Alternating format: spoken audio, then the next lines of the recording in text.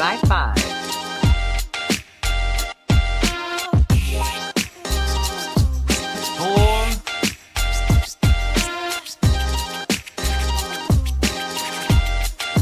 Drei Gläser.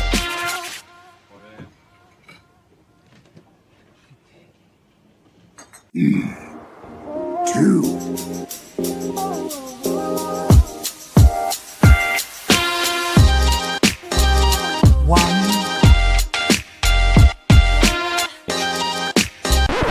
That's no moon.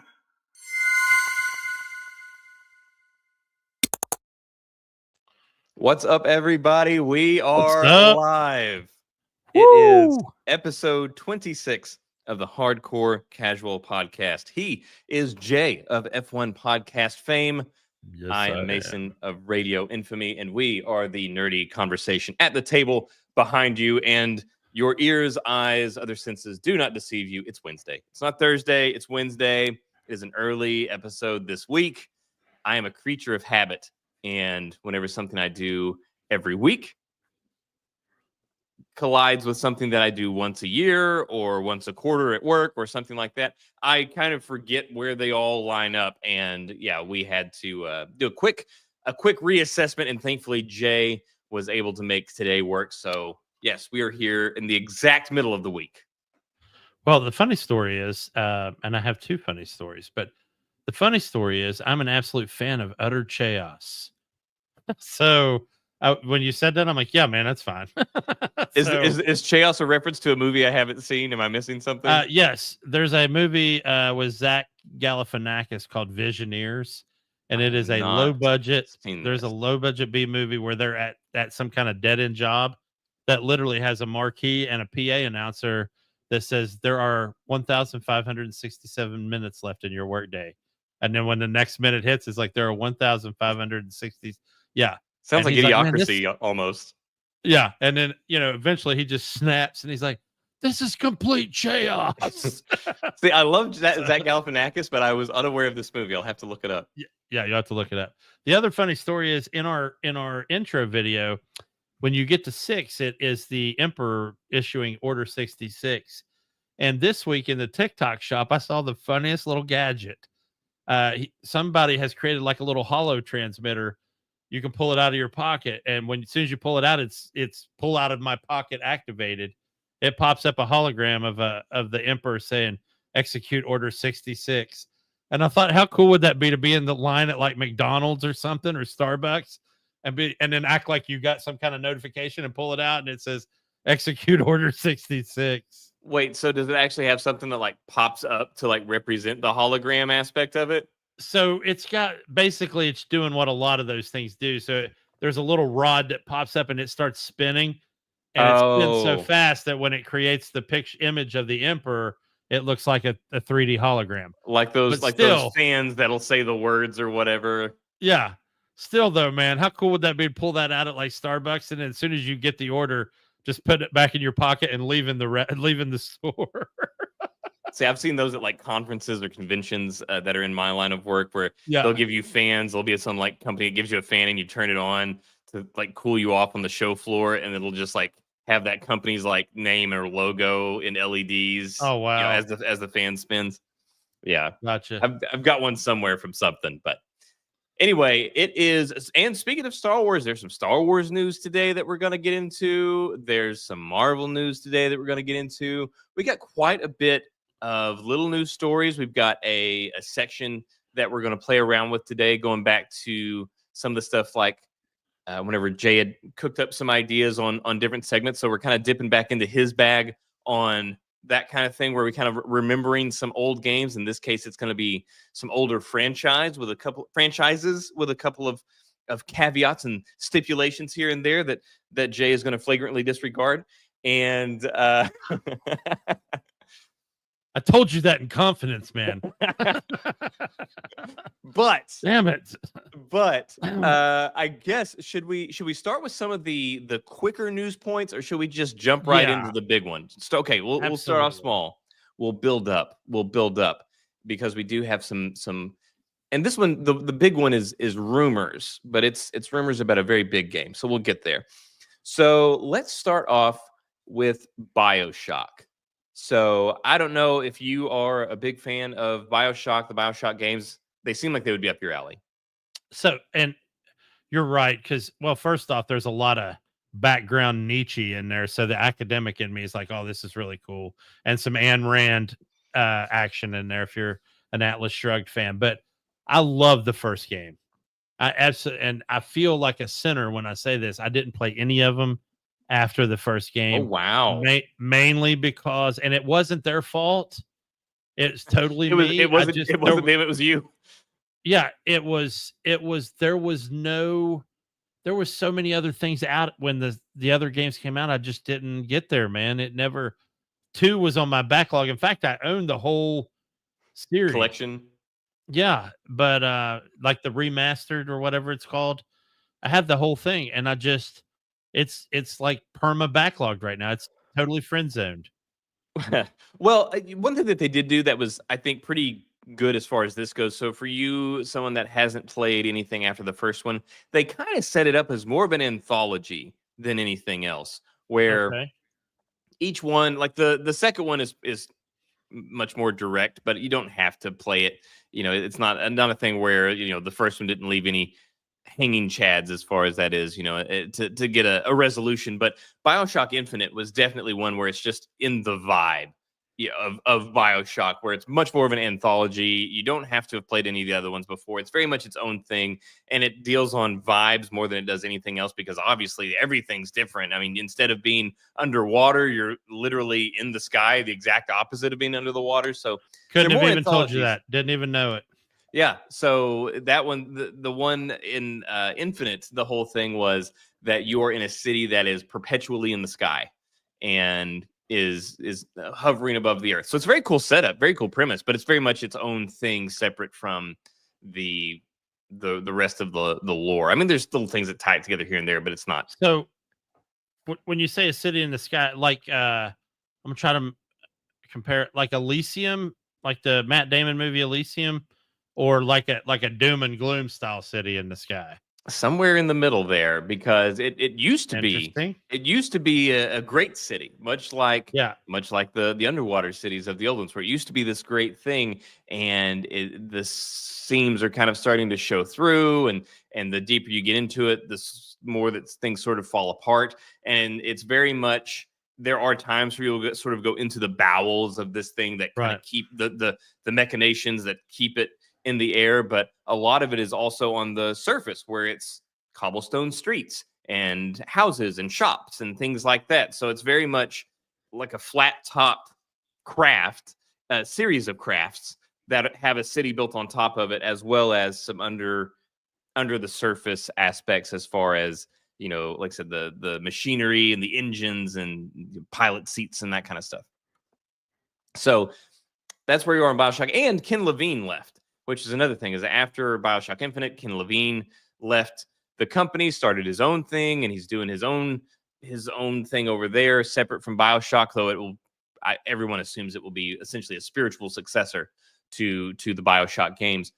But it was reported in Bloomberg this week 2 stories related to BioShock, and that is, there was going to be a BioShock remaster or remake of the first BioShock, and that's been canceled. The remake was canceled.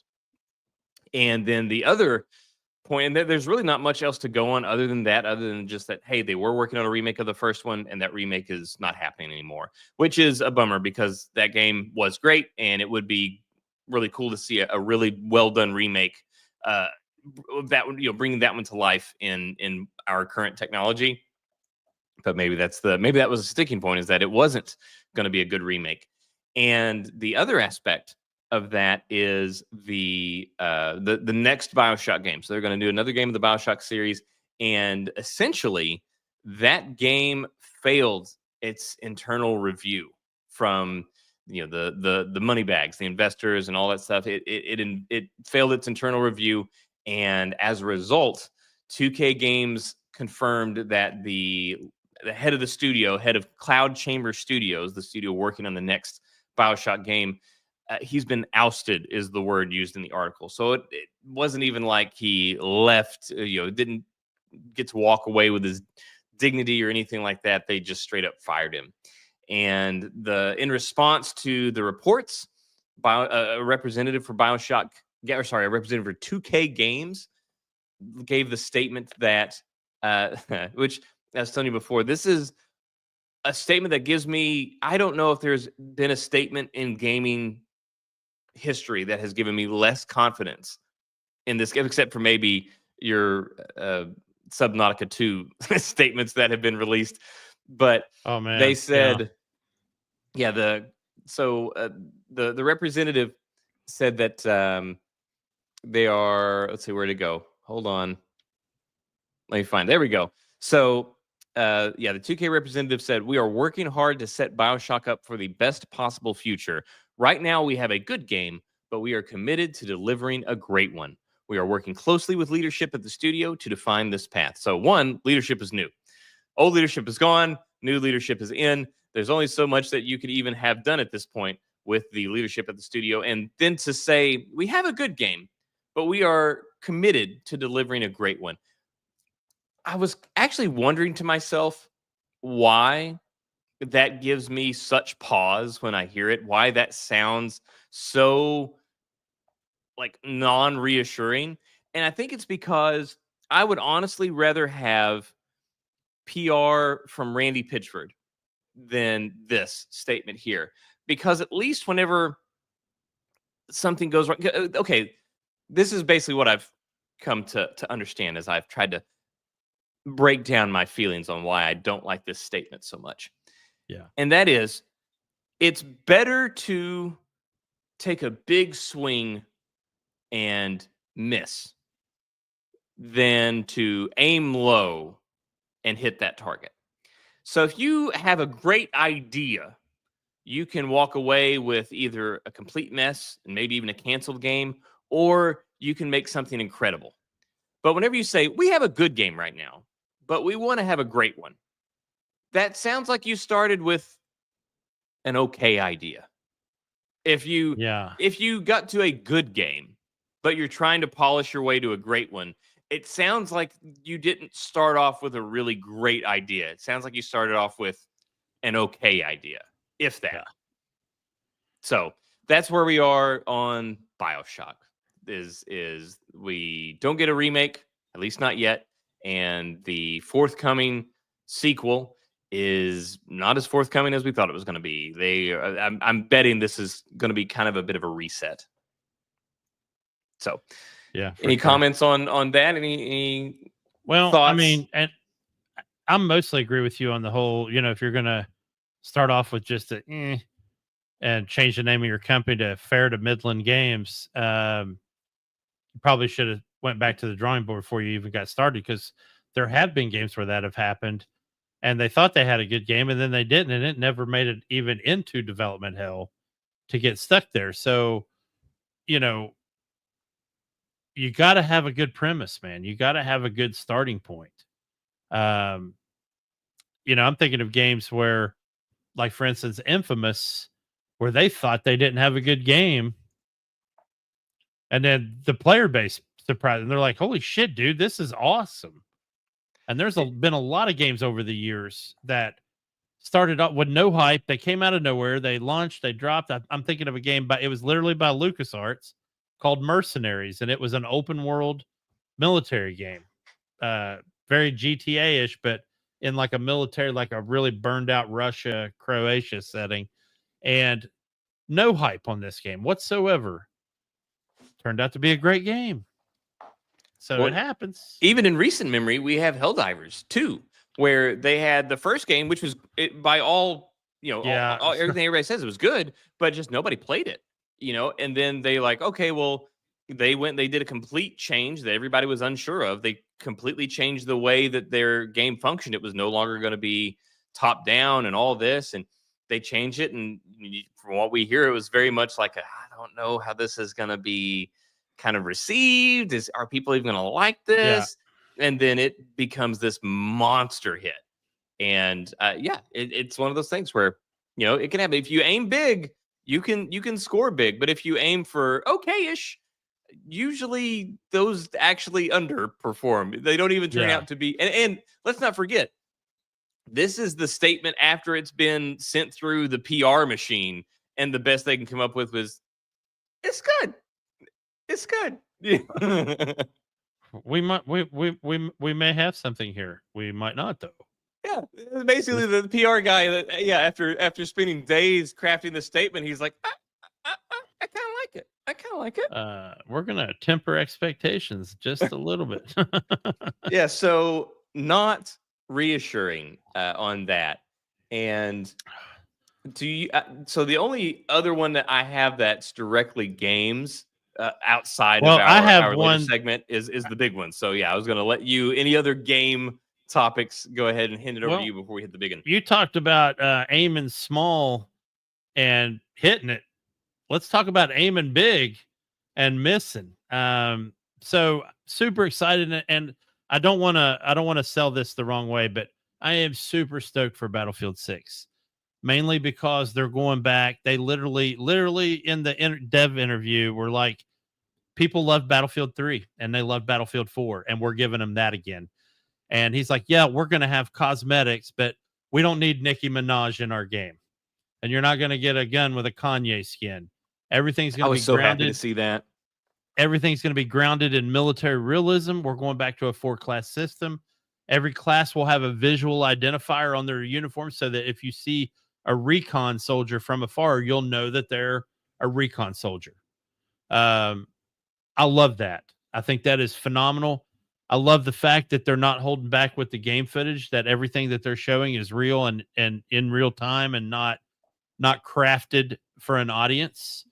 But the problem they're running into, so we get 2 big open betas, which they didn't have to do in the first place. They just ran a huge event in Hong Kong with like content creators and those guys that get all the freebies. Maybe it'll be us beta, one day. Maybe.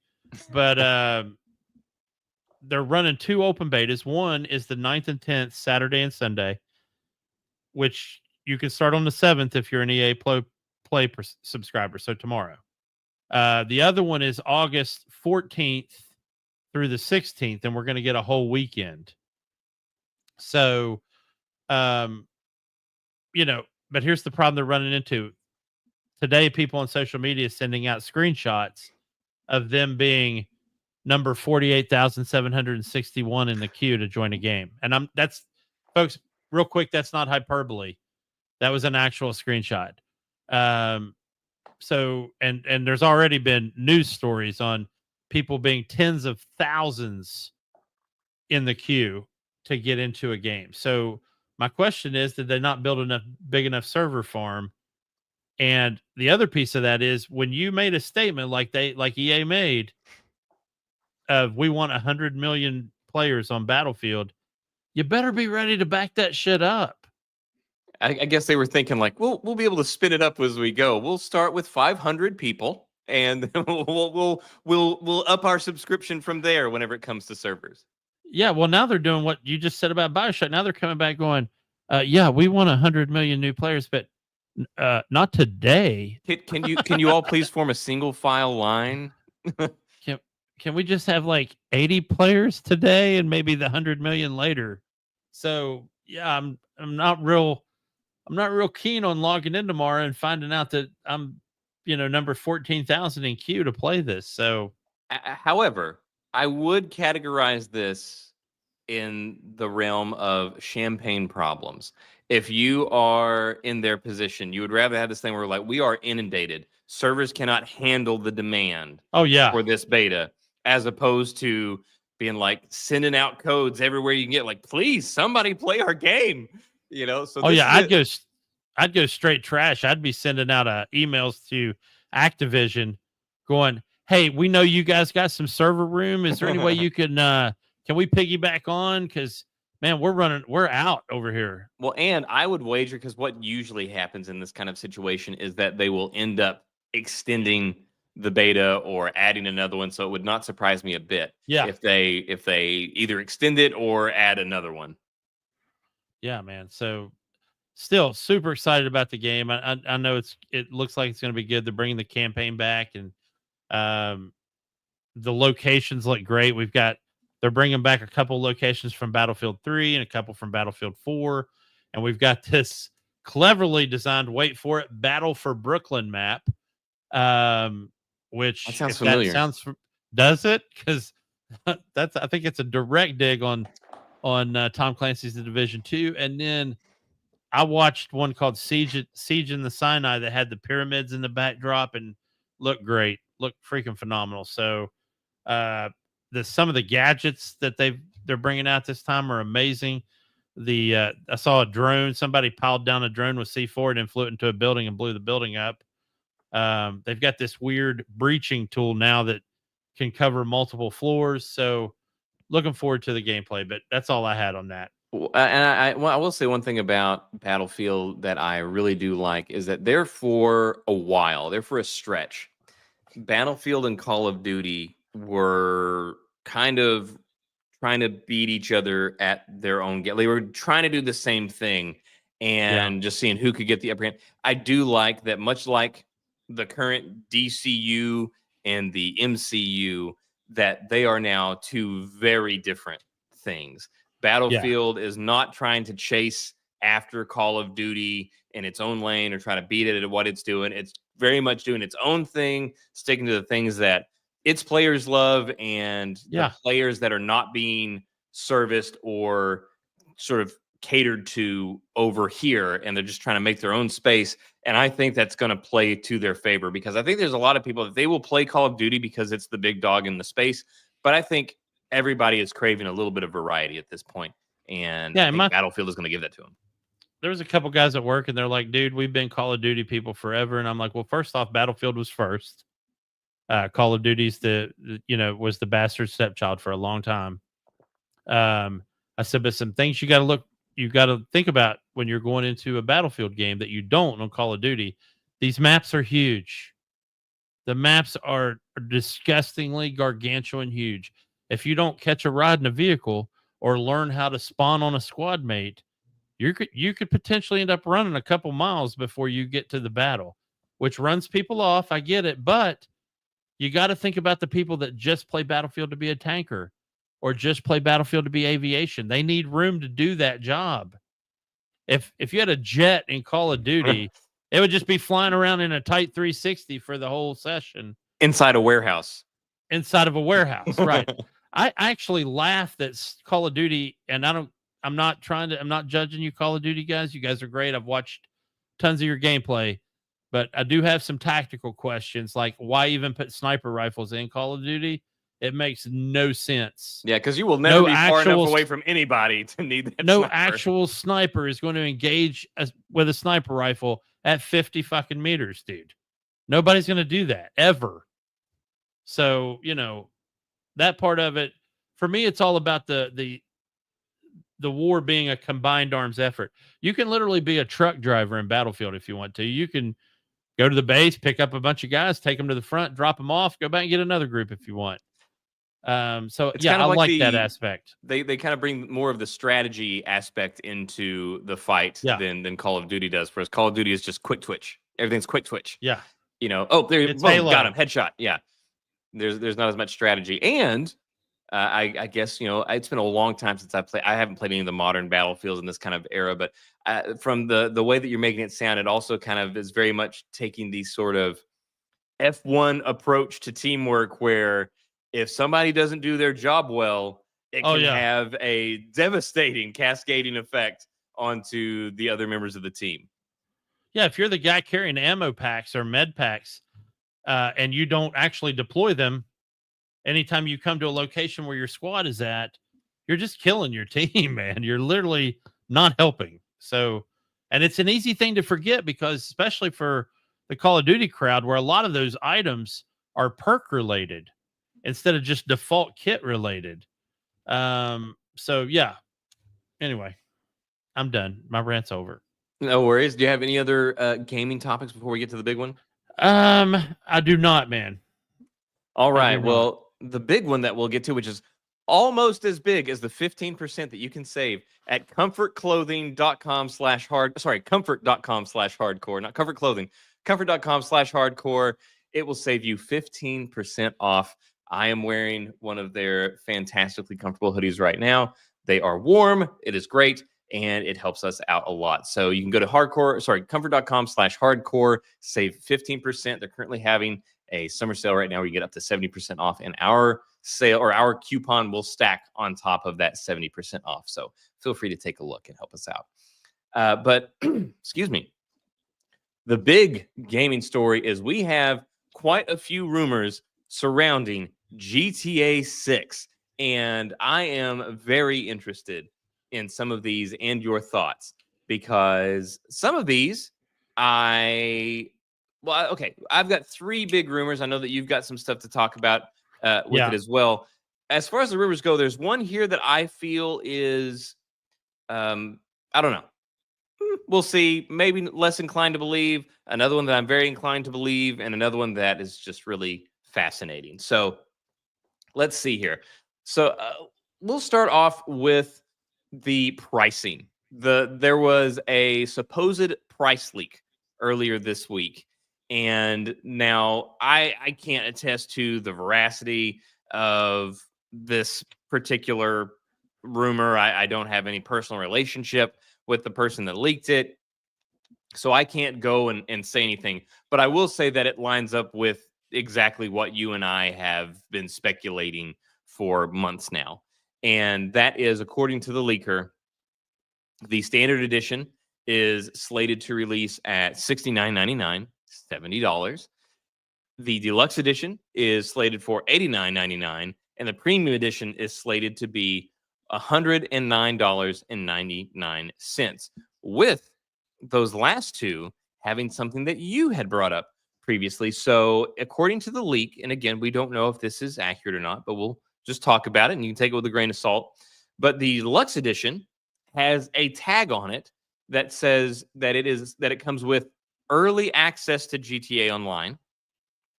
So there's that. And you had mentioned before, like, hey, they need to give people early access if they get one of these more expensive packages.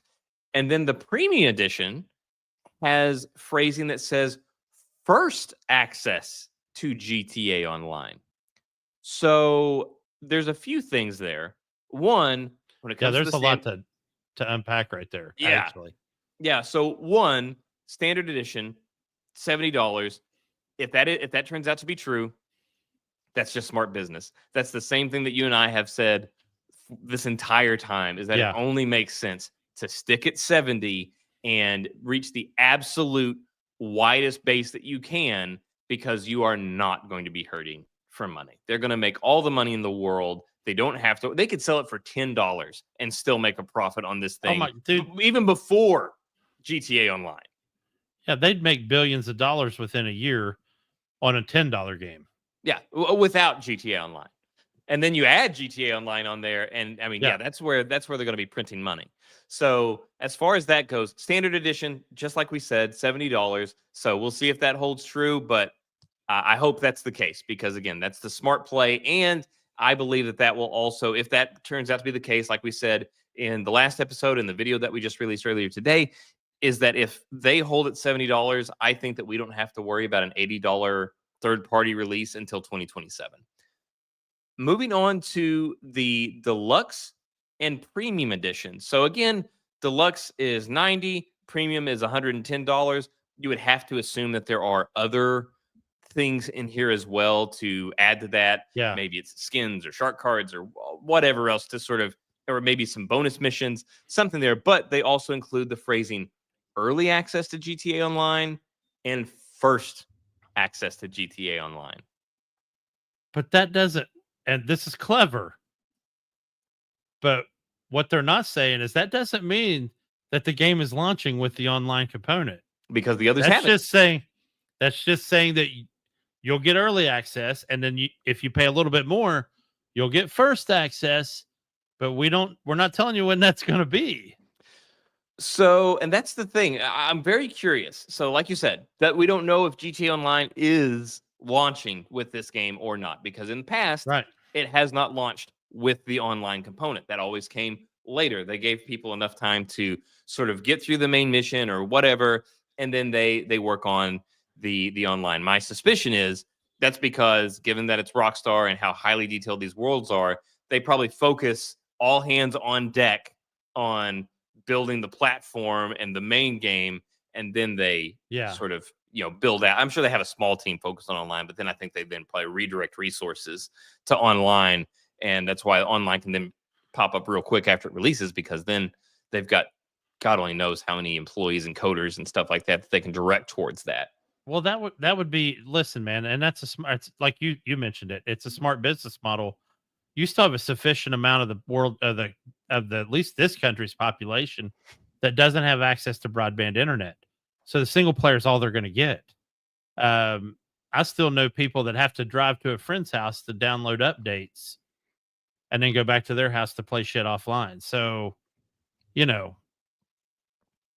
got to cater to those folks too. And I think Rockstar is good about that single player campaign. If you think about did you play the GTA 5? I don't want to assume that you did the online campaign. No, the single player campaign. Oh yeah, I don't even know how many hundreds of hours. I can tell you, they honestly didn't. I mean, obviously they wanted to print money, so we got the online component, but they didn't need to do one. That single player story was lights out fantastic, man. That's going to be part of one of our other rumors that we're about to get to, which I am very curious to see your reaction to. Okay, so I'll stop there because in case. Oh no, you don't need to stop there. I'm just saying, there's some very interesting stuff around that right there that kind of blew my mind. Yeah, and I love cruising around with my buddies and my kids when we'd play the online component. In fact, my kids were still young then, so I would only let them play multiplayer. I wouldn't even let them do the single player because I just felt like that content was way above where they were maturity wise. But yeah, but we would cruise around and just what you want to do with your dad. What a great example, right? We're rolling around knocking off convenience stores. I did the same thing with my son. Yeah. It's one of the, I hate me. So any parents that watch this, I'm sorry, hate me, but welcome to our parenting podcast. My thing was always, if you're old enough to understand and you can differentiate real life from that and understand the limits of all, like, then you're old enough to play the game. Yeah. Plus, sorry, I'm Gen X and I didn't want to raise a wuss, so here we are. But the other thing, before we move on, the other thing about those that I'm really curious about is the distinction. Again, if correct, we don't know, it's rumors, but the distinction between early access to GTA Online and first access to GTA Online. Again, first comes with the $110, the top tier, according to this leak. So that would make me think, like, I'm betting it's 1 to 3 days. I was thinking that too, but I was like, I don't know. My guess is more like a week, because if you wanted to upsell somebody, giving them to say, like, okay, if you get the deluxe edition, you get in 3 days early, and if you get the premium edition, you get in 5 days or 7 days early, which is kind of the standard. The 3 days is kind of the standard as far as early access. I think a week is where you get people. You tell people early access. So basically, I would stagger it out to 3 weeks. First access, boom. Next week, early access. The week after that, standard issue. And the sad thing is, it'll be all the trolls that purchase the premium one. Yeah. And if you give them a week, they'll be vegged out in grandma's basement, and they'll be level 150, and you won't stand a chance in there. So I worry about giving the player base a week of early access, because you might end up pissing off everybody else. So, but yeah, I mean, I can see them doing a week. I mean, you're right. That is a fantastic upsell. Is like, hey, well, that was one thing that you would spend $30 more. Well, and that was one thing that you had mentioned before, where it's like, if anybody does, for the people that do come out and that do support with a really upper level deluxe package, like, there's got to be something really special there for them. And I think a week would be that thing where you could make them sort of justify that purchase. I could tell you right now, I'd rather have a Megalodon shark card than a week of early access. Yeah, me too. Give me the money, because I could use the money. Like, the extra week is not going to change a lot, especially because as vast as this is going to be, which we'll get to that, I don't need, like you said, for GTA 5, like, I don't need the online. I still want to. We still got to do some heists or something just so I can get them under my belt. But I've spent virtually no time on GTA Online, and vast majority on the actual story, or just chilling. I've been jamming up all my guys at work that still play GTA. I'm like, why do you even have a console? your console's not even called a PlayStation. It's just called a GTA machine. It's all they play. And they're like, dude, you pick on us so much for that. I'm like, I tell you what, I'll download it. You come in my world tonight. They come in my world. I got $34 million. I have every business on the SNC. They're like, dude, sell us. And I'm like, I can't sell you anything. I said, I've been playing this on since the 360 in 2011. I'm done. They're like, dude. Yeah. So they're people asking for to buy my account at work. And I'm like, I don't know, man. You'd have to make that pretty worthwhile to do. Yeah. That. How much real money are you willing to put down? Yeah. Because if it's $34 million, we're good. I'll do it. And so before we get to the one that really blew my mind, I'll start with this is the part of the rumor that I doubt.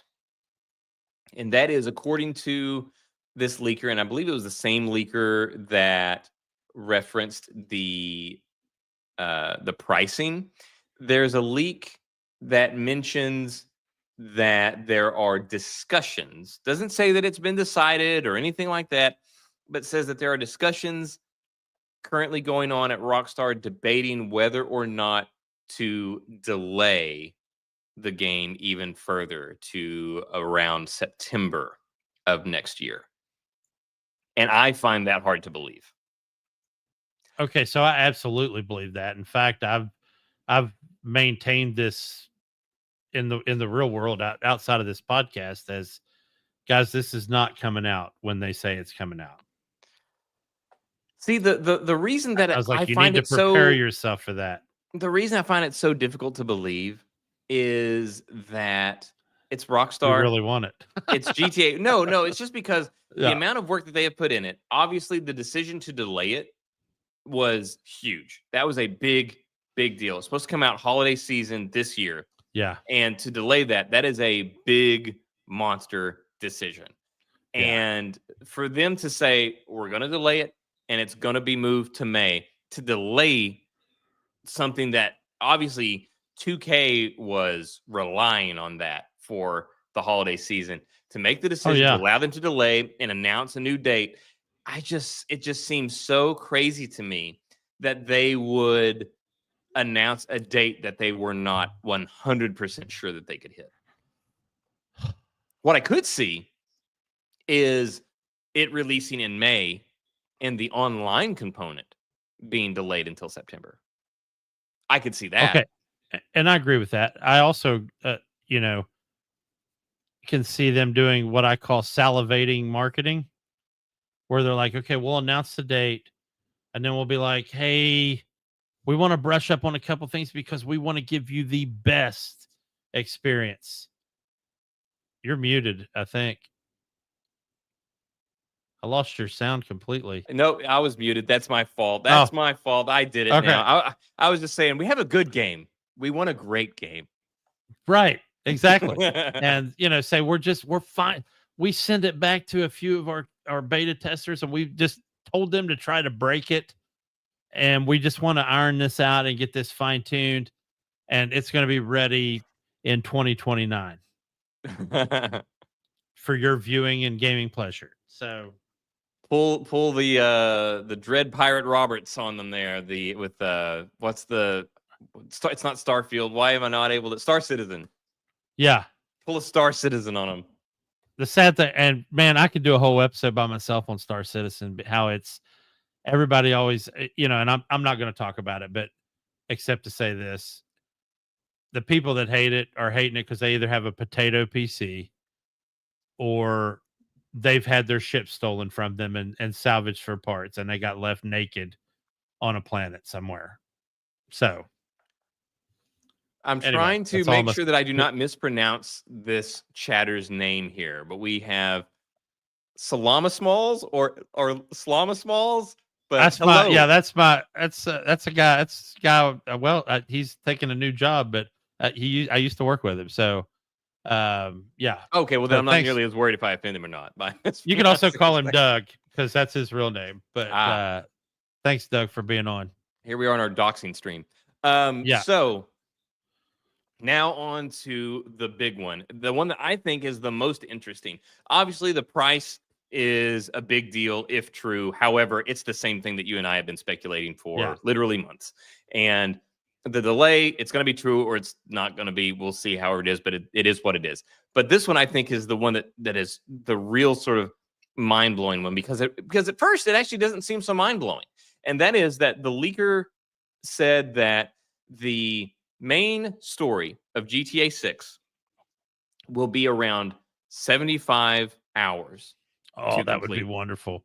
Now, before we delve too deep love into that. this, because we will delve a little bit deeper, but whenever we think about that, at first I saw that and I'm like, okay, 75. Now, keep in mind, this is just the main story. This is if you just go from main mission to main mission to main mission, and you're not doing any of the side stuff, you're not racing, you're not sightseeing or anything like that. Right. You just boom, boom, boom, boom, boom. 75 hours.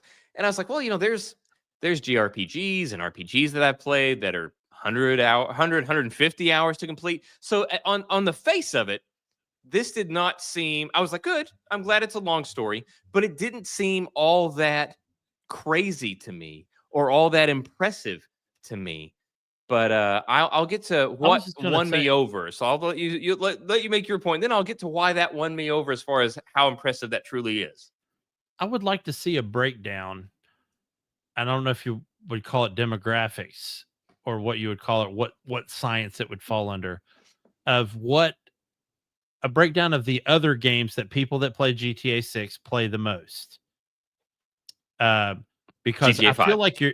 I feel like, yeah, but and non-GTA related games. I feel like I'd say the biggest slice of the pie is going to be your Call of Duty people, which I call the ADD, HD, OCD tweakers. They're going to play that the most. But you've also got a lot of people that play your Skyrims and your Elden Rings and your Oblivions and even slower paced shooters like Hitman, which technically is not a shooter, it's a stealth game, but if you want it to be. So RPG players that play GTA versus shooter players versus race sim guys that play GTA. I bet there's a pretty different. I bet there's a pretty standard crossover for all of them, and I bet they all play it very different ways. Well, yeah, they'd have to because an RPG player, which I kind of consider myself in all three pieces of that pie, but same. I played Final Fantasy VIII, and it was 185 hours to get through that game, and I remember like almost every game being at least 65 to 75 hours. And we've reached a point now when you'll hear IGN on a review say this game will take you 35 hours to complete. So it's super long. And I'm like, dude. Yeah, I'm like, what are you talking about? That's nothing. Yeah. Dude. And when I hear 4 to 6 hours, I mean, I almost tune it out. Yeah. That's like scrolling through YouTube and seeing a 6-minute video. And I'm like, that's not even worth my time. Yeah. Yeah. It's like, and if it's an indie flick where I'm just going to get something quick out of it, like Abzu or one of those indie games, I'd rather that you're just going to get 3 to 4 hours out of it, but it's a good 3 to 4 hours. That's fine. But they sold it right. You know what I'm saying? They're like, hey, it's an indie game. It's not very long, but it's got a great story. Well, so here's what makes this really impressive. So now these two answers for you might be different. So I'm going to ask you the one that you played, the GTA that you played the most, and then your favorite one, because I think I know your favorite one. But which GTA have you spent the most time in? If you were to guess. Well, the one I spent the most time in was probably GTA 4. Okay. So this is because and I need to disclaimer this. Since you know that it's the most hated of all the GTAs. Well, I grew up in the East. That's my culture. And no, I didn't live in New York City, but I understand it more than I understand out here in the West and the Midwest even. It's not my favorite one, but it's the one I spent the most time in. And I also liked Nico Bellic's story. He had a compelling story. It was a really good evolution where he started out in that shithole corner apartment under the L train with the stain on the carpet and the walls. Right. And it took you right outside of Coney. So you had the L train all day. You had the roller coaster and the Ferris wheel on the weekends. Well, I would say that the reason that it's the most hated Well, it's not hated is not the right word. The least liked of the Okay. GTA releases is not because of Nico Bellic. I think most people actually like Nico Bellic. I think everybody enjoys Yeah. that rag to riches rise of Yeah. GTA. I think it's just because the sort of the characters that were around Nico, there were a couple of compelling ones, but not nearly the same variety and number of compelling characters in other iterations of GTA. I think Yeah. it was the supporting cast that really let GTA 4 down. Oh yeah, I agree with you. I mean, there were some good ones. You had the Yeah, there were Sons a of few. Anarchy, kind of whatever that was called, the biker gang. I thought was Yes. cool. Yeah, I love that Uh, story. I kind of tuned out Ballad of Gay Tony for obvious reasons. Even though I heard that a lot of the missions on that were pretty good, but I just, like I said, I really enjoyed the setting. I felt more at home in that setting than I've felt in any of them. But again, it's not my favorite GTA. I know, and we'll get to your favorite because I think I know Yeah. what your favorite is. So we'll start off this way. This is why I wanted to pace it this way. So 75 hours doesn't sound initially too crazy because you're an RPG guy, I'm an RPG guy. 75 hours is nothing crazy in the RPG world, right? So that's why I wanted to say the amount of time that or the one that you first spent the most time in. And if you were to take a guess, even as just as far as hundreds versus thousands of hours, how many hours do you think that you put into GTA 4? Is it in the hundreds? Is it in thousands?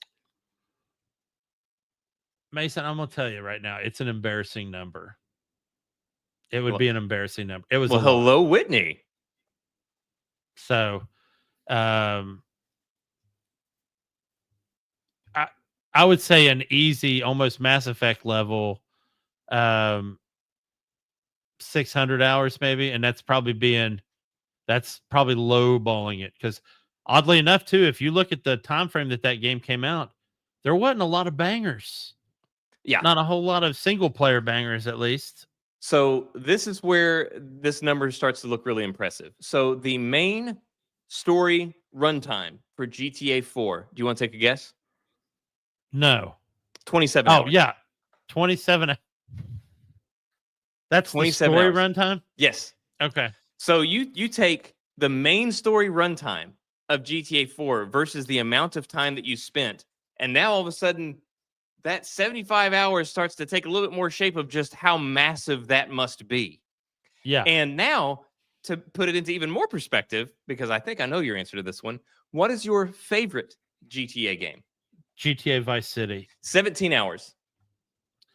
So I'm gonna tell you something right now. So I load up, I get off work that night at midnight. I go to Kmart on my lunch hour before I got off and picked up my copy of GTA Vice City, because Kmart was literally right across from where I worked. And I get home at I got off at midnight, so I got home at like 12:30 or whatever. I load up GTA. I throw my headphones on. The first song that hits when I get in my car is Cutting Cruise, I Just Died in Your Arms Tonight. Second one was Billie Jean, which is my favorite Michael Jackson song. But not your girl. Right, exactly. The absolute most banger soundtrack of all time in a game. And then I'm in Miami. They nailed the Scarface. It's an absolute Scarface plagiarism. Oh, I mean, the mansion at the end. The mansion is Tony Montana's mansion. Shot for shot. That is his Yeah, mansion. shot for shot. Even the pounds of coke, the mounds of coke on the desk, right? Which, that's not a bad thing. Scarface is a great movie, and I'm like, Sincerest form of flattery, I'm told. Right, and so I'm like driving around town quoting Tony Montana.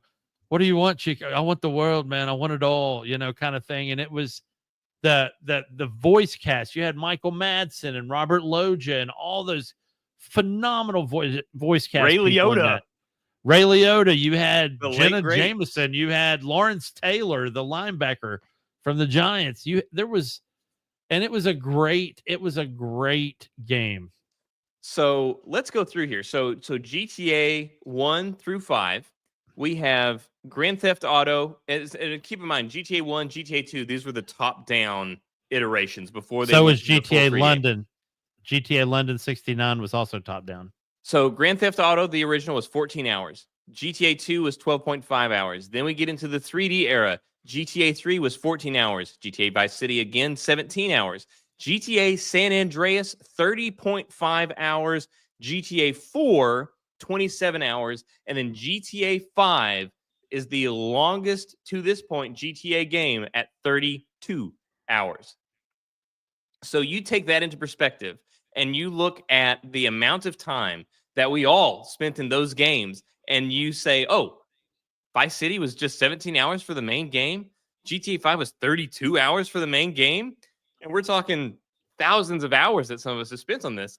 And now, Well, you said it though. And you look at somebody that's strictly like a shooter OCD tweaker, they're only looking at, you're saying main game, but none of us that play RPGs, the main quest is not, it's not the journey, it's the destination. yeah, right?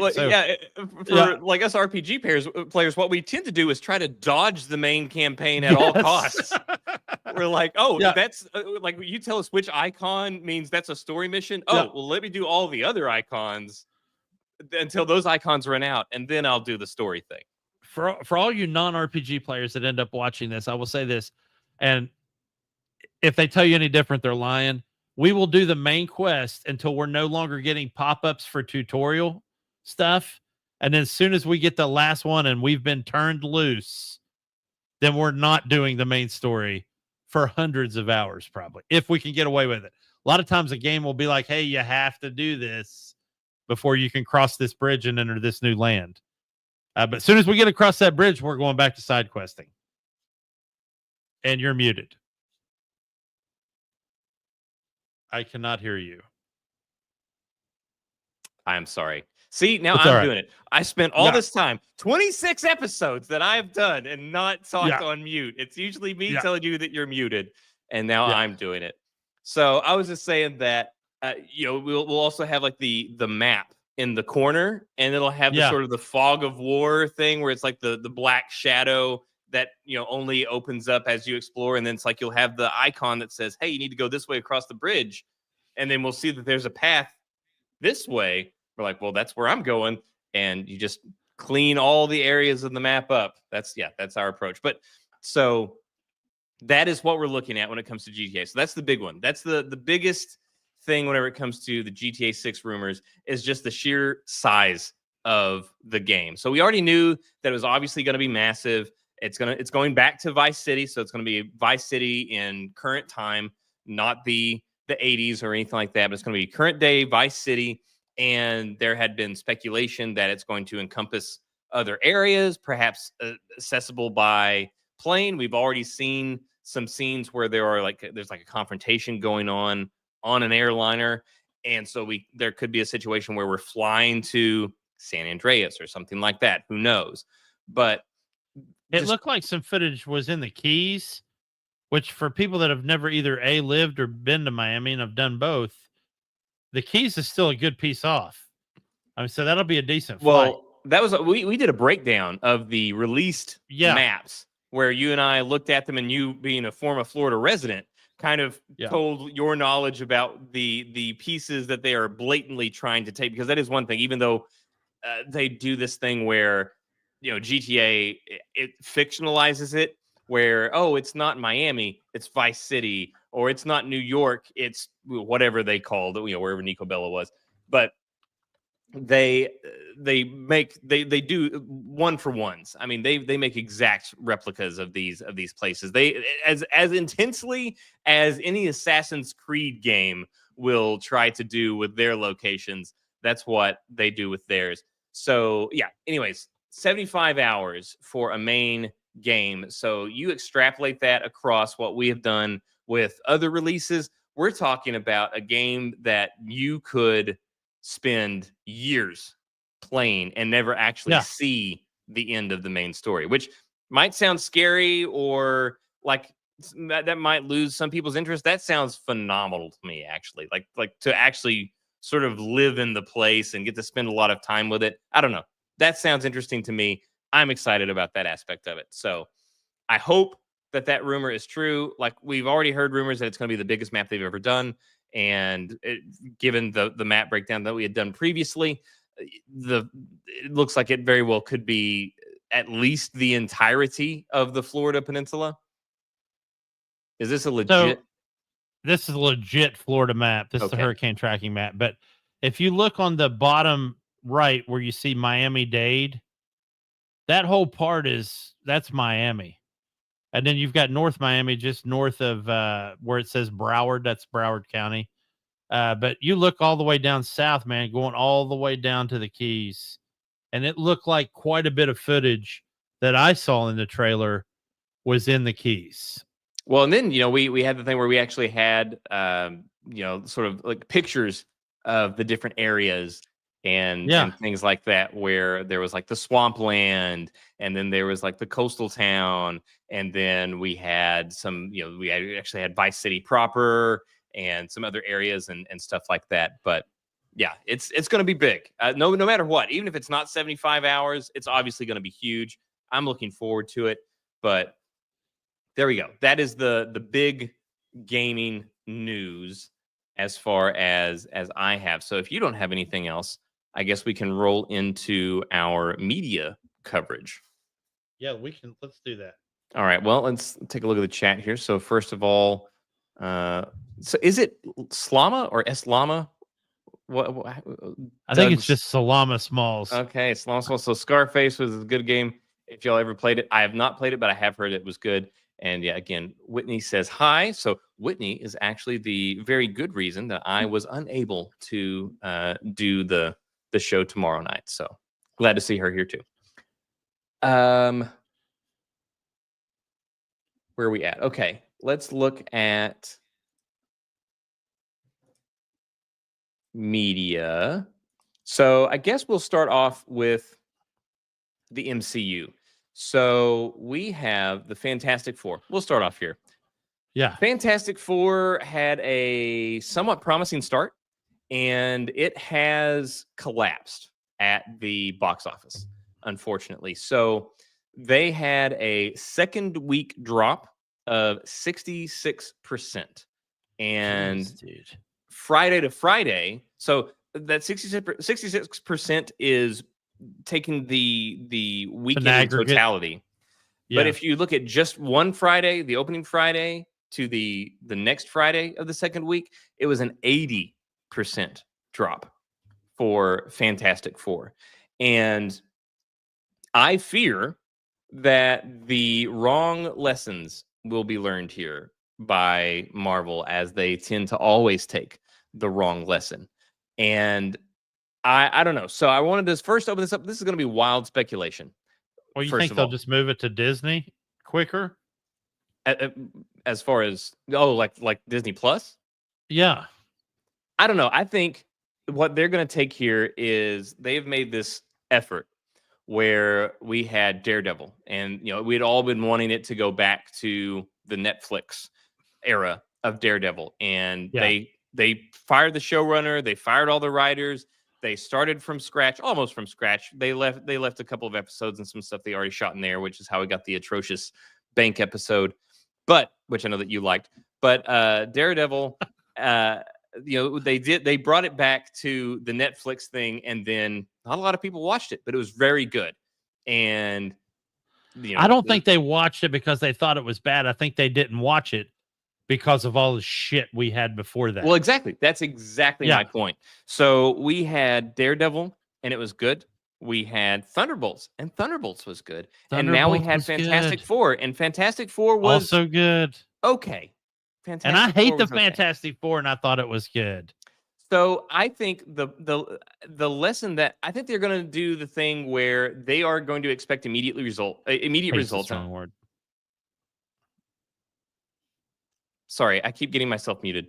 I think that they are going to look for immediate results, and I think that they are going to look at this and they're going to say, "Hey, we tried it. We tried doing the things that you said you wanted, and you didn't show up. Where were you?" But again, this is built over time. You had to build up trust before every movie was $1 billion, and then they also had to stack up a whole lot of bad movies to lose that. You're going to have to work your way back up. It's like losing trust in a relationship. You can lose it quick. It's going to take a long time to build it up. It's going to take consistency. It'll take longer than it took to build it. Absolutely. Absolutely. I looked up, I don't have it in front of me anymore, but I looked up the original Iron Man movie. The very first one, the very first opening entry in the MCU.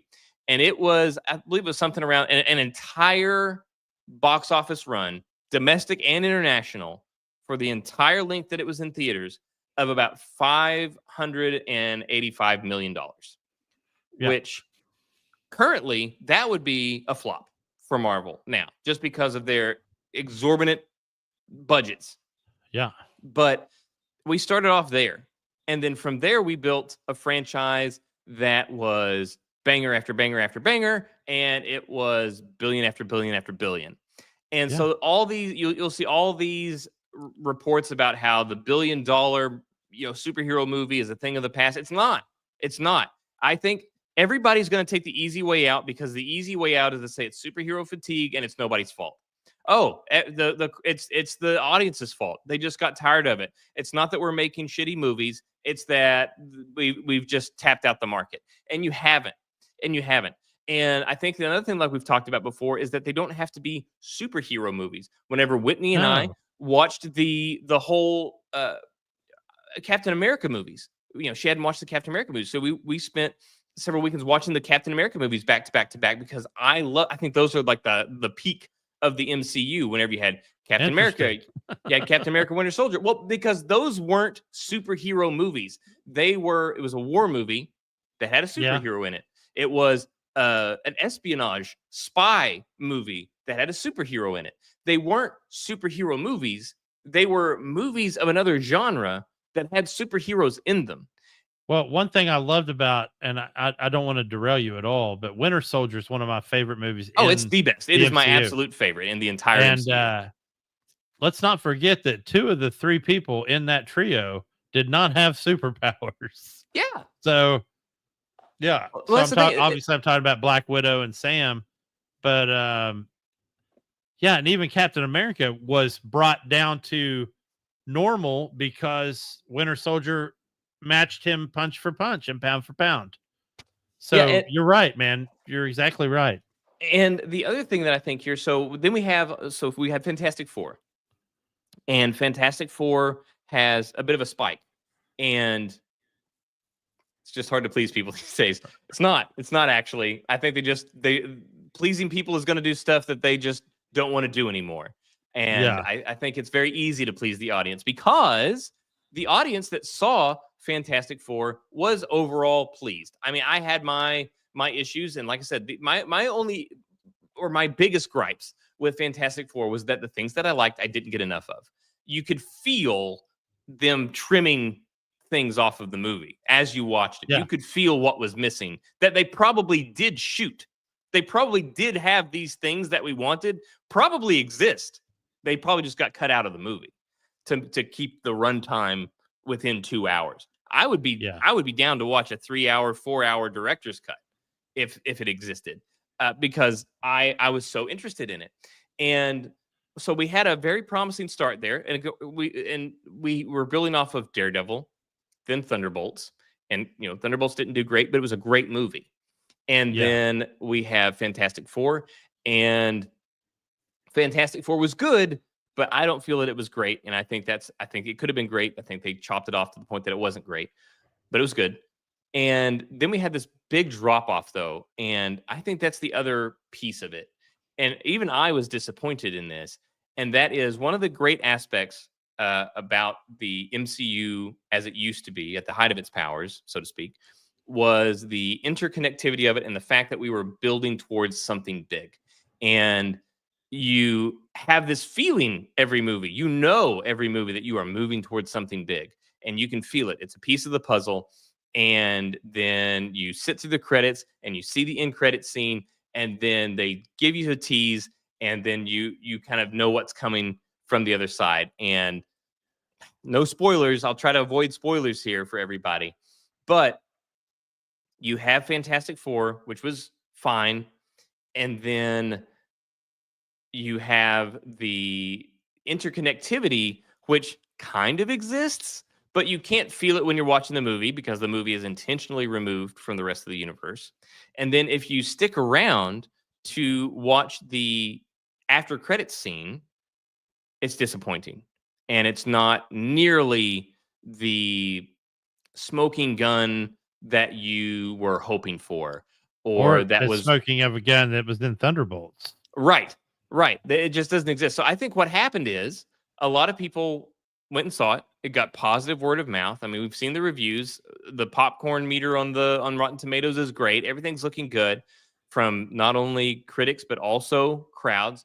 And then I think a lot of people, they looked online and they saw what the end credit scene was, and they're like, "Oh, then I don't need to see it," because the movie itself was very separate already, and then the end credit scene didn't do anything big, and I just don't think it compelled anybody to come see it. What was that? I have one of those. I have a bug zapper, like a I thought it was racket in bug here. zapper. Yeah, man. It's What, like did my you just- favorite ASMR lately was when that thing. I was like, yes. Did the bug come to you? It just like I have it actually has a cradle, and it just flew right into it. So I was like, yes. Okay, sorry. No worries. But yeah, so that's where I'm at. I think it was good, but I guess the point of my thesis here is that I think they're going to say, well, we tried all this stuff and it didn't work. And the point is, you just have to keep doing it. You have to continue to do it. And the way that you get through this is you stop having insane budgets. Bring it down a little bit.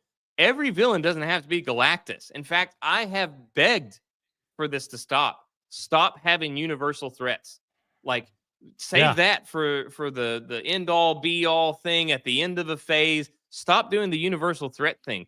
Keep it more grounded, keep it more local, and let's bring the budgets back down so that whenever you hit 500 million, 600 million, it's still a success.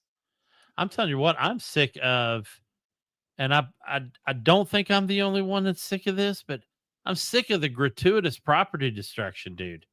And I'm not saying that as a joke. I'm saying it because it ruins my immersion. I'm watching this, and maybe it's because I've gotten older, but they just nonchalantly knock over skyscrapers. And I'm like, there's probably thousands of fucking people in that thing right now. It's the middle of the daytime.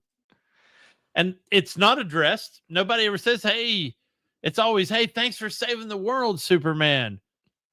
Well, sorry, I'm using Superman as an example, but Superman did kind of actually address it in the after credit scene, which is the most that's been addressed in anything.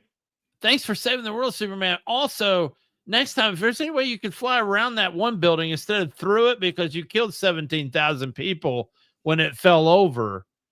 Also, you did $1.3 billion worth of damage to the city that we're somehow going to miraculously have completely rebuilt by the next movie, which takes place 5 minutes after this one. Sorry. It's just, I get so sick of the buildings falling down, man. No worries. I can understand that. That one doesn't bother me as much as the threat that knocks them down. And the fact that they insist on continuing to do these massive, like I said, these massive universal threats where, especially whenever they're massive universal threats that are being handled by one of your heroes or one team of your heroes, where it would be like, where's everybody else? If this thing is threatening the world, where's everybody else? I'm sorry. Is there a family reunion that Hawkeye is attending? Where's Hawkeye? You know, like what is more important than the fate of the universe right now? Yeah. The other thing that I wanted to touch on, for the record, I love that television show. It's fine. It's fine. I liked it. I enjoyed the Jeremy Renner, Florence Pugh parts. I liked a lot. I really like Jeremy Renner. I that was kind of the intro, though, of them sort of downplaying Penguin. Not Penguin, sorry. Wrong guy. Not Penguin. Wait, what? Kingpin. Yes. Of downplaying Kingpin. And then Echo was sort of a direct spinoff of Hawkeye, and of course that was an atrocity. So it kind of poisoned the well as far as the Hawkeye show goes. But So in summary on that, Fantastic Four is also a bomb, and I am afraid that the MCU will learn the wrong lessons from it, or that Marvel and Disney will learn the wrong lessons from it. DC, they had Superman. Superman, obviously, it's not a billion-dollar movie, but it's doing fine. It's going to be profitable, and I, they're going to do okay. Like, and I think that James Gunn knows. Oh, okay. This is not. Hey, if it does just surprise everybody and makes $1 billion, great. But I don't think anybody actually expected it to. I think that he knew that this is going to be a building block, and he was going to have to build back trust. However, he is in actually a bit of a more desirable position at DC because he doesn't have to build back as much trust as Marvel does, because DC never rose to the heights that Marvel rose to. DC just never seemed to quite get it together and then betray its audience. It just never got everything running. Whereas Marvel did great, and then they betrayed everybody. Also, they're coming off of a previous Superman that was still respected. Yeah. And so even though DC was not doing as well as Marvel, I think that's why James Gunn is in a slightly more enviable position running DC than running Marvel. I think Marvel has a much deeper hole to dig itself out of, but the way that it digs it out of is to keep making good movies, keep focusing, and just get the budgets down. Eventually, you will win the audience back, but you just have to do this repeatedly. And the sad thing is, too, because this is true, they're also going to get lumped in with Star Wars and be guilty by association. That because Star Wars is bad, the MCU is bad. And because the MCU is bad, Star Wars is bad. And I'm pretty sure I just gave you a great segue, by the way. But anyway, yeah, one's getting blamed for the other, I feel, in some spots. Well, we will get it's the Disney umbrella. We will get to Star Wars. But before we get there, I do have one more piece of the MCU, and it does kind of tie into this a little bit, and that is Spider-Man. So we had this grand reveal, which I do not think. Strong word. Yeah. Well, it was said with sarcasm. I think this was a poorly thought out thing that they did. I mean, it's not like it damages the movie.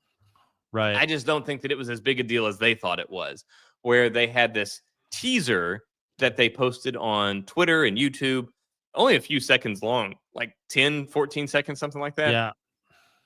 Of basically production is officially starting on Spider-Man 4. And so they had Tom Holland. They basically had the doors open on this studio, these massive doors open, and you see silhouette of Tom Holland walking towards the camera. He eventually walks close enough to the camera that he's in the light, and you see the new Spider-Man suit. And it was this big, grand reveal of the new Spider-Man suit that is blue and red, just like all the other Spider-Man suits are blue. Does it have a spider in the middle and the chest? Yeah. Oh, wow. Look, it's a Spider-Man suit. So it's like, I mean, every movie has a different Spider-Man suit, but it's always still blue and red. So I don't know why people go so crazy. Spider-Man's a top 3 hero for me in Marvel, because I always tell people all the time, and they always laugh, that pound for pound, he's one of the strongest people in Marvel. He is the seller in Marvel for sure. Comic books and movies. I don't need his suit to be like that. Is the classic suit to me, really? Well, I think that was their point, is because the last Spider-Man movie ended with him sort of adopting the quintessential classic look of the Spider-Man suit. Yeah. And so I think they're trying to show like, hey, we're still doing it. And honestly, like, that's fine. I don't, your other suit was close enough. It's fine. Like I was telling Jay before, I think if you wanted to do this big suit reveal, I think the only way that it would be this big deal is if you walked in and it was the symbiote suit or the black suit. Or the something suit. Truly different.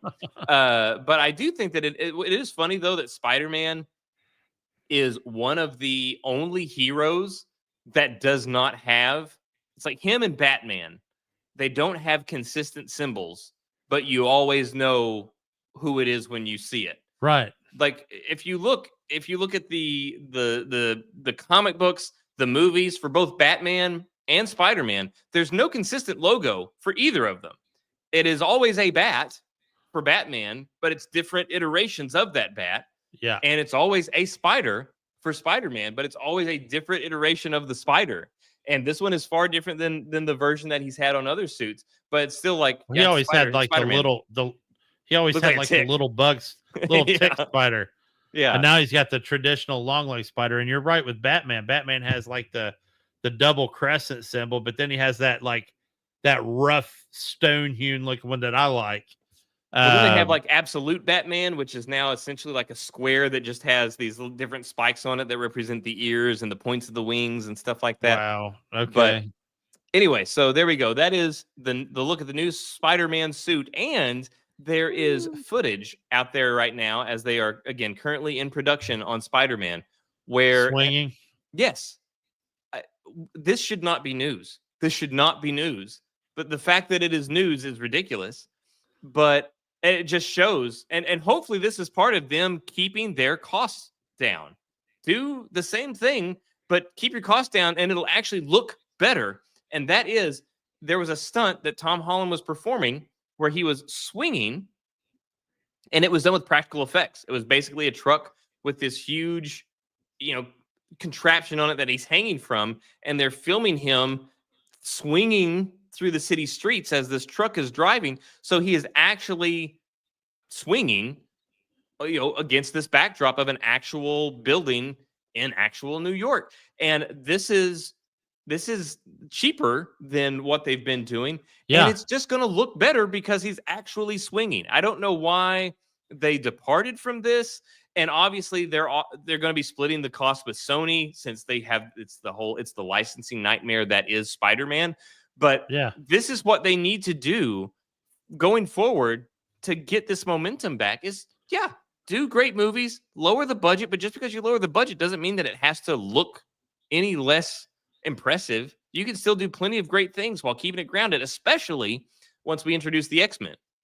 Well, brother, listen, I would be fine if they would have done, and I think it's better for a TV show than a movie, if we just got the Friendly Neighborhood Spider-Man movie.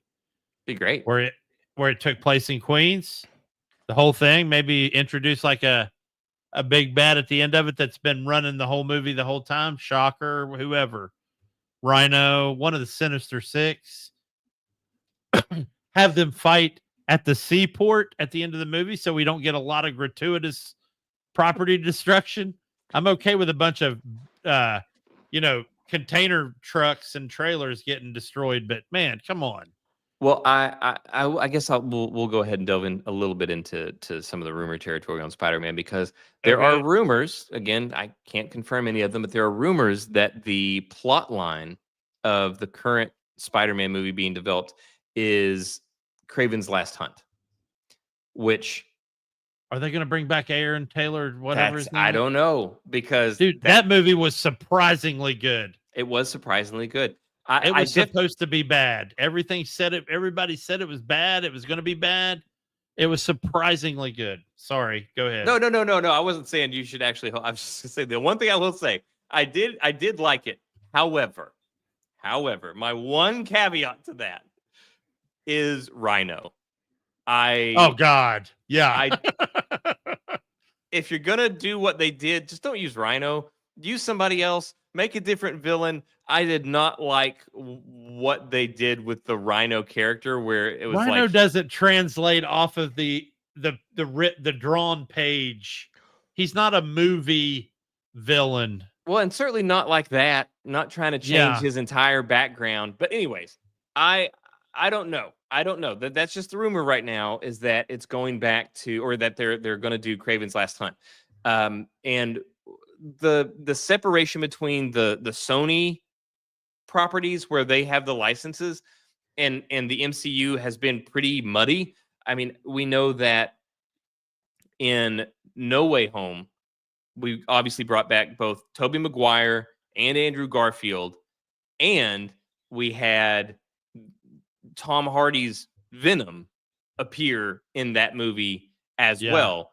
But we still haven't seen Venom in the MCU. But that was before that. I mean, so now Venom has stepped into the MCU, but not fully. So it's still kind of up in the air as far as just how much overlap their sort of Sinister Six thing that they were trying to do actually overlaps with the MCU. I would love to see Aaron Taylor Johnson back as Kraven the Hunter. I love Aaron Taylor Johnson. I think he was great as Kraven, and I think that he would do great in that too. So yeah, I don't know, dude. but that's where his role in Bullet Train was excellent. It was Guy Ritchie level, awesome. So yeah, his character in Bullet Train was fantastic. Okay, so moving on to now, I will capitalize on the transition that you gave me earlier. Now that it has long since lost its viability, and we'll talk about Star Wars, and we will say nice. So this is one that is probably of more interest to Jay than I, because I have essentially completely lost faith in Star Wars, and they're having to win me back. But I know that this movie and the concept of this movie is very near and dear to Jay's heart, and that is Star Wars Starfighter. As we continue to get casting news, so you had mentioned, I don't know how many weeks ago it was now, but where Ryan Gosling came out. Was it Star Wars Celebration that they officially announced him as being involved in it? Yep. And they also announced Mia Goth, who is, Scream Queen. She's done a lot of like horror movies, things like that. She's been cast in it. And the big one today is that they have cast, or is announced that they have cast Matt Smith in the villain role. And that gives me good vibes. Matt Smith is a phenomenal actor. So we got Ryan Gosling, Mia Goth. Okay, take it or leave it. I'm sure she's done great things, but she's not in my wheelhouse. I don't know. But Ryan Gosling, great fan of his, and he's done phenomenal movies, and he makes great choices. I cannot remember the last bad movie I saw Ryan Gosling in, where you watch the movie and you're like, that movie sucked. Or he wasn't great in that movie. He does great choices. And then you have Matt Smith, who is also a phenomenal actor. Now, he obviously had a long run as Doctor Who. He's done a ton of other stuff and British film and TV. And obviously, the thing that most people will know him from now is House of the Dragon on HBO. Which is sad, because his role in the first season of The Crown, as the Prince Consort, was legit, man. Yeah, unfortunately, though, I can remember his last bad movie. which was was it Morbius? Morbius. Yeah. Oh my God. Yeah, that one. He was the awful. best part of it, though. He was great in it. He was great in his role with what he was given. But I can't remember that atrocity. So I think, though, that was, he might have even mentioned that he did it for a paycheck. I think that might have even been a thing where he even said, like, yeah, I kind of needed it. But he's doing good now. He's getting HBO money. He shouldn't be hurting. So I have faith that if he accepted this role, that it is something that he has seen. It's not the thing where they don't even have a script or anything like that. I have faith that he has, gotten, whether a script, a concept, something that has won him over. And I am being more and more compelled and wooed by Star Wars Starfighter. So a couple things I want to say is, first off, I feel like he's probably going to play Gosling's foil on this movie for sure. But I got to tell you, Mia Goth scares the shit out of me just looking at her. I think that's the point. And they didn't mention who was the bigger of the big bads. I could see her playing the bigger of the big bads, depending on what alignment this bad guy is. We don't know. Obviously, the Empire is gone. We're talking about 10 years after the Rise of Skywalker, so there's no Empire, no First Order. I wonder what they're going to do. At this point, if you use the Star Wars expanded universe, at this point, the only thing left is the factions and the cartels. So it could be Crimson Dawn or Black Sun, or, like I told you before we started the show, I really hope we see a resurgence in the Sith as an empire. But yeah, man, I feel like he's going to play Gosling's foil, and she's actually going to be the bigger of the big bads. Well, I foresee, just given his range as an actor and how good he is at utilizing his face and his facial expressions, Yeah. I suspect that he will largely be sans makeup and will be in a suit Oh yeah. or a uniform. And my suspicion is that Mia Goth will probably be in heavy prosthetics and makeup. That is Yeah. I have a feeling my guess. I can see her being like, almost not the emperor level of prosthetics, but her face being withdrawn, fully consumed by the dark side. That would be awesome. Well, she has a lot of sharp features that can be sort of like amplified and built upon to do different things. So I just suspect that she'll be an alien of some sort. And I did read where Ryan Gosling, the plot piece for Matt Smith is that Ryan Gosling's nephew is on the run from whoever the bad guys are, and Ryan Gosling is stepping in to protect him. I guess they're all pilots or whatnot. Who knows? But I guess we'll find out more. But to me, this is Top Gun meets Star Wars. I've wanted it's not really aviation, it's aeronautics, but an aeronautics based, fighter based Star Wars movie for a long time. We had a great series of books by Michael A. Stackpole way back in the day called Rogue Squadron. And I think it was like 7 to 9 books. Goodness. And it followed it. The first book had Luke Skywalker in it. It took place right after the Battle of Endor, but before the book Truce at Bakura. But he basically gave Wedge Antilles his blessing to run Rogue Squadron, and the rest of the books follow Wedge leading this group of X-Wing pilots. And those books were excellent. They were tense. There were always huge dogfights, and they were excellent set of books. Well, I'm very curious to see what they do, and I really hope that this is getting Star Wars back on track. That is a tall order. It is no mistake that both the sort of derailed train that they are trying to get back on the tracks on MCU and the derailed train that they're going to try to get back on tracks in Star Wars. It's no coincidence that they're both owned by Disney. Disney has been just losing market share and making all of the wrong decisions in every aspect. Even their animated movies, which used to be guaranteed hits, they are just struggling. Yeah. They seem to have, I don't know what all cuts they have made behind the scenes, but they have lost the magic and they desperately need to get it back. So I hope that this can kind of help get us there. The cast is strong, and the fact that it has such a strong cast after all of the bad PR reviews, all that stuff, about all this stuff, about all these other shows that they've done, all these other movies that they've done. It gives me, because obviously you would be like every agent, every actor of this caliber, they're going to be a lot more hesitant to join a project of a sinking ship. So the fact that we've got Gosling and Smith on there, I'm feeling slightly encouraged, a little optimistic. So that's my thing on them. The only other media story that I have before we jump into the final gaming segment, and if you have any media stuff, presentation, yes, is King of the Hill. I was just gonna say this is one of my favorite sitcoms.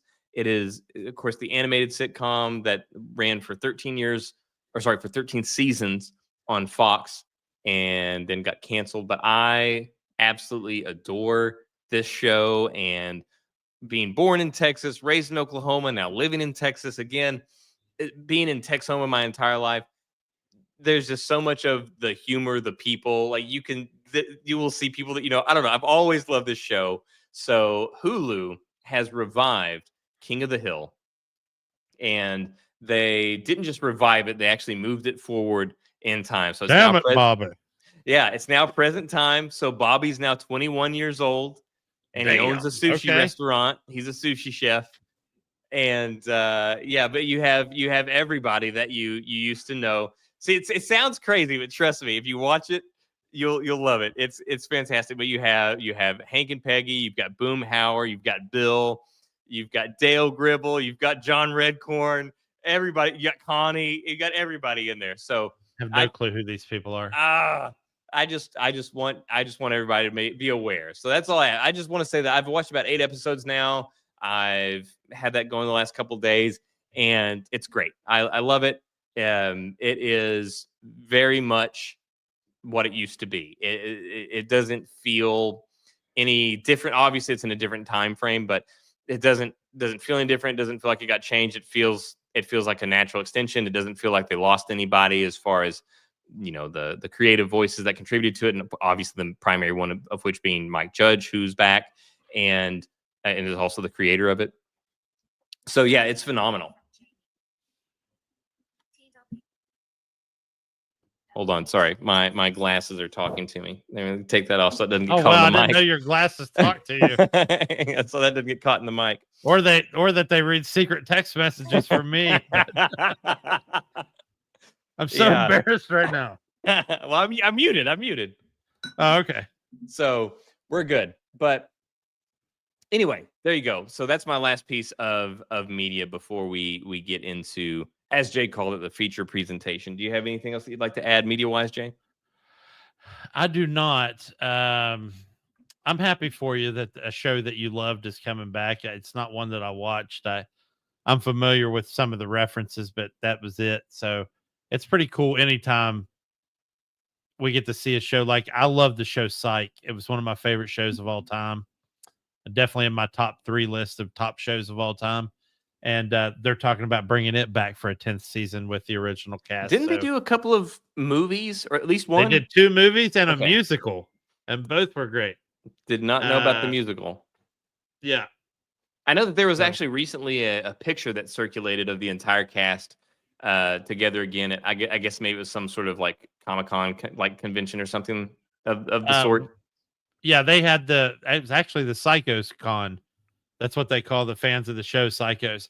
And because 2 of the actors from the show have a podcast where they basically talk through episodes of the show and then let the fans comment in, and then they answer questions. And dude, it was such a phenomenal show. And it was a modern day comedy version of Sherlock Holmes, where it was a great concept. Yeah, it was a really good concept where Dule Hill played the Doc Watson to Sean Spencer's Sherlock. So and for those that are unaware, he was a fantastic detective, but he pretended to be a psychic. That was the whole thing. Yeah. He pretended to be a psychic by way of his immaculate detective work, which was a gift and a curse given to him by his father, who was ridiculously hard on him, and played by the fabulous Corbin Burnson. Dude, you couldn't ask for a better TV actor than Corbin Burnson. And so yeah, it was a great show, man. I'm looking forward to it. It was a fantastic hour-long murder dramedy, we'll call it. And it was great. It was great. Yeah. Okay, so that's all the news that we have on the lineup.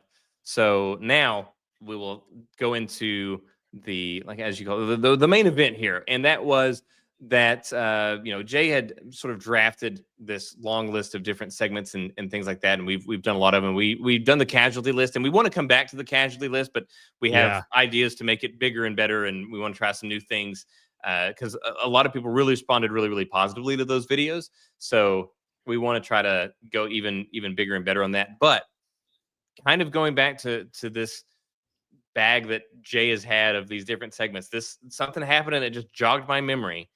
And thank you.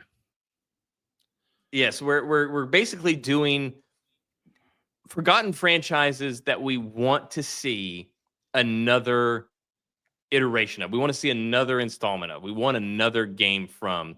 And the reason this one was brought so to the forefront was because it was like an old war wound or something like that, where I heard this name and it just, all these memories came rushing back.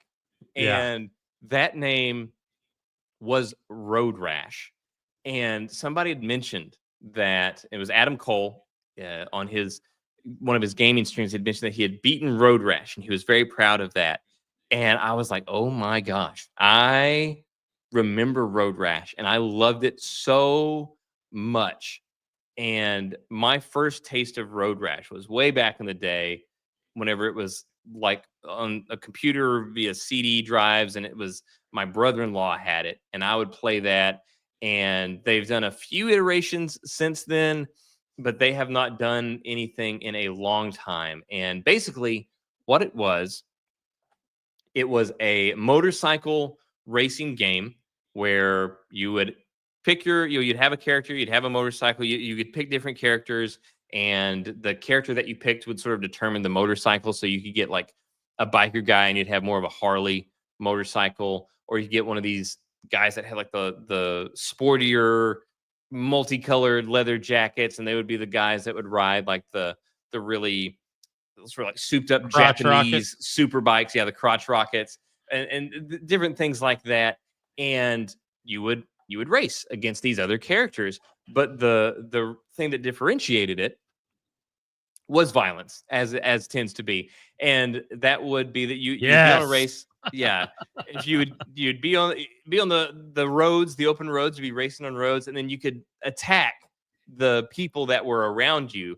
And the first one that I played, I believe you had like a designated weapon where, oh, this guy has a chain, this guy has a bat, this guy has a lead pipe, that kind of thing. And the last one that they released in the series was called Road Rash Jailbreak, and I think by that time you could actually switch your weapon out, things like that. But that was really the main crux of the gameplay, was motorcycle racing. And whenever you got close together and you were really tight and compact, you could just swing a bat at your opponent and knock them off their bike. Yeah. And there was also a story aspect to it, and you could advance the story. There was sort of, now would kind of be called a reputation meter, which it was like a gossip meter or something like that, where the more you won, sort of like the more your reputation kind of grew, and they would advance this narrative that went on. And again, this narrative it's not gonna win any Oscars, but it was just a really great, really fun concept. And it's sort of one of those that every time they iterated on it after the first one, they were still fun and you still loved them, but they seemed to lose a little bit more of whatever it is that drew you to it in the first place. And they were never quite able to recapture it. And so it's just kind of remained stale since then. And we haven't had a release. I think 2009, maybe even earlier, was whenever Road Rash Jailbreak released. So it has been a long, long time since we have had another Road Rash game. So that is my first selection as far as games that were franchises that I want to see brought back, and that's Road Rash. Did you ever play Road Rash, Jay? Any of the iterations? I did. It was on PC. I'm pretty sure it was an MS-DOS game for me back then, and I was playing I think the second version of Redneck Rampage at the same time, which was a shooter that was fabulous, along the same vein as this, but as a shooter. But yeah, man, I enjoyed it. Anytime you get vehicular combat, you're combining two of my favorite things, which is vehicles and combat. Would it be stepping on your toes to delve into that anymore? As far as, are any of those games on your list? No. Okay. So yeah, things like Twisted Metal, we've talked about before. Love Twisted Metal. And Twisted Metal 2 was the king there for a while, but then when Twisted Metal Black came out, it obviously took the throne and has not been surpassed since. I know they tried to do a couple more releases, but yeah, Twisted Metal, I would love to see a new iteration of that, which I'm actually kind of surprised that we haven't, since they have the show based on Twisted Metal. Doug and I actually were just talking about that today. What a missed marketing opportunity. You have a show that gets an Emmy nod in its first season. For all intents and purposes, it's lined up to be a great second season with the actual tournament that they had in Twisted Metal Black, and they have not announced any game release on it. That's one of those that blows my mind, because you're making a show because the game is so beloved. So why would you not also try to bring back the beloved game now that your show's gaining I don't know. I am with you. That is such a missed opportunity. Yeah. Nothing worse than missed opportunities like that. And thanks, Doug. Yeah, Twisted Metal Black was the GOAT. Absolutely. As far as, I loved Vigilante 8 because that was another one I liked. But yeah, Twisted Metal GOAT, Twisted Metal GOAT. And let's not forget the soundtrack as well. It was vehicular combat to the dulcet tones of one Mr. Robert Zombie himself. Yeah. And it also had Paint It Black by the Stones. Oh gosh. That was which where is one of my favorite love with songs of all That was time. where I fell in love with that song. Was Yeah. Twisted Metal Black. That was the theme song. So anytime you saw a trailer or Yeah. footage, it was always Paint It Black. That was the part of it was so good. It was so good, Yeah. man. Yeah, I missed that so much. So there you go. Road Rash, vehicular combat to that degree, and then obviously to a different degree, Twisted Metal. But yeah, I'm sure we will do. I'm sure Twisted Metal and its brethren will come up in many segments in the future.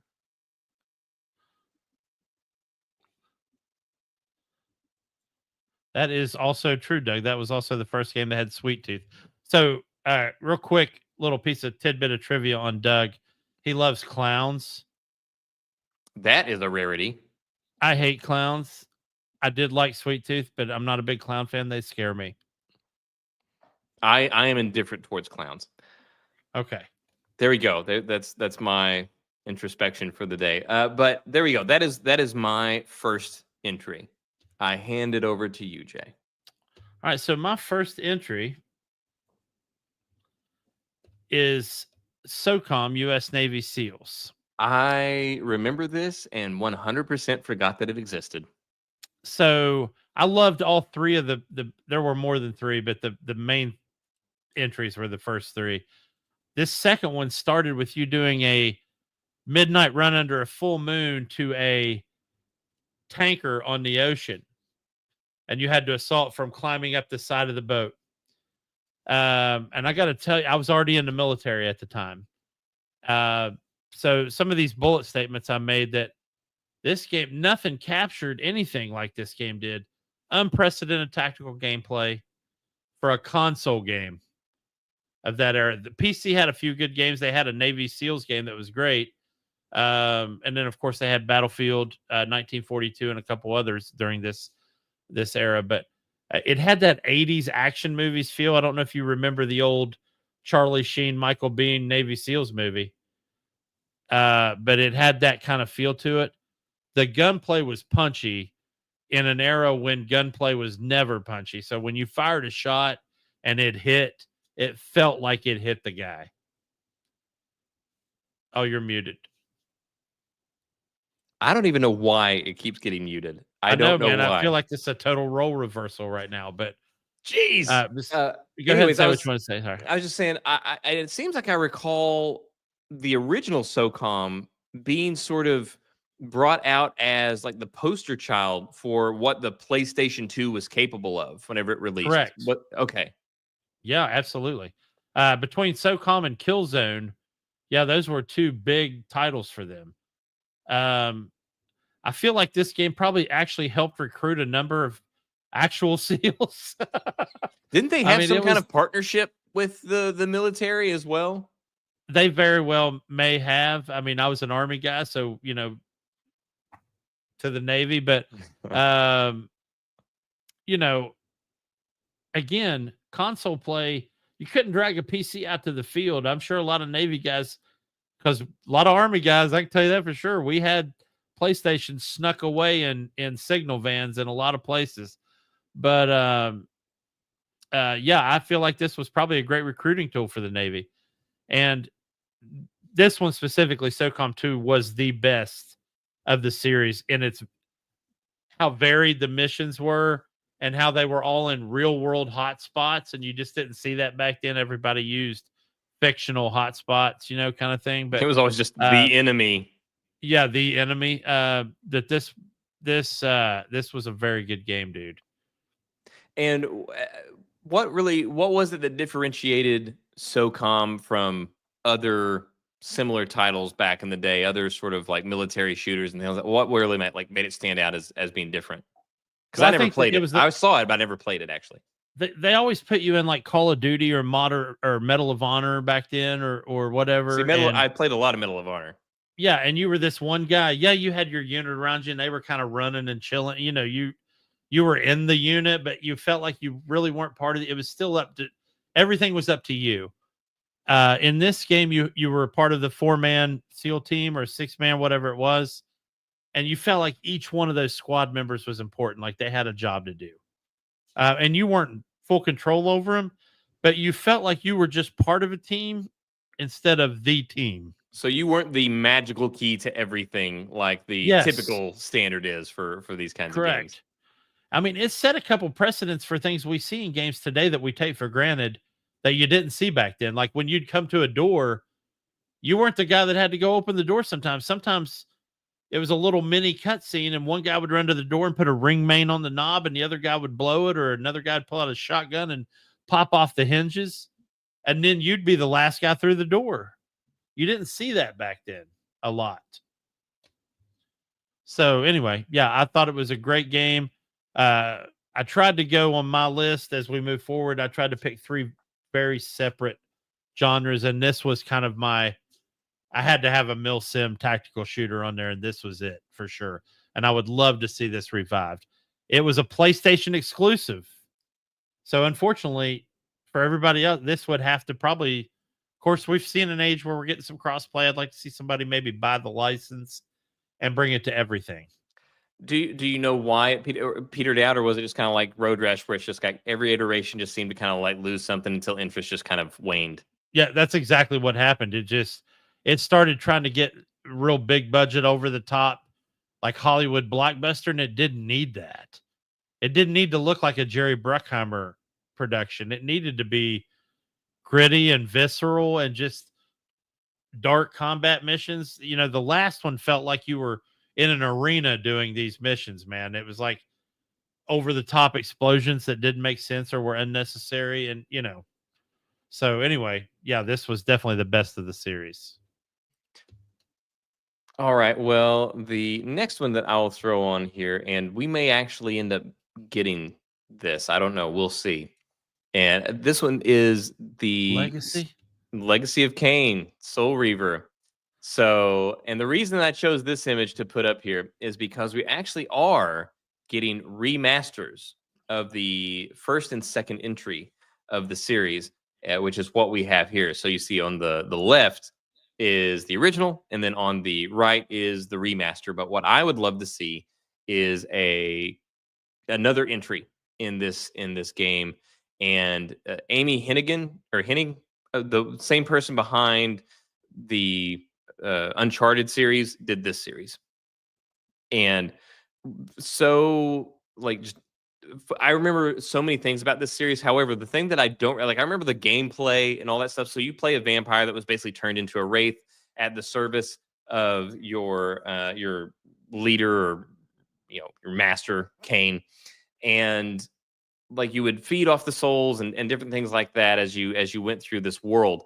But the thing that I do not remember is that this story was nuts. The story was insane. And I remember it wasn't all that long ago, but it just got recommended to me, which was basically sort of like a lore dump / recap of the narrative of the games, where it covered the start to finish and where we left off, which was apparently a cliffhanger, which I somehow don't remember. So this is a weird one where I remember it vividly as far as the gameplay goes, but so much of the story beats just didn't sound, I had no familiarity with them. And hearing them back, it sounded nuts. It sounded insane. So to have this game back and I don't necessarily need that. Like I said, I don't need to have it remade, especially given that, from what I've seen, apparently it was left off on quite the cliffhanger. So to give the people that were really invested in that story, even as off the wall and as off the rails as it got, I think giving them a resolution to that story would be well-deserved and would be a good move forward. But to just have another entry to wrap that up and then to give us a new perspective going forward from there, I don't know. I think that would be great. I would love it. But I remember spending a lot of time playing this game and enjoying the moment-to-moment gameplay, even if the story was absolutely batshit insane. Welcome back, Jay.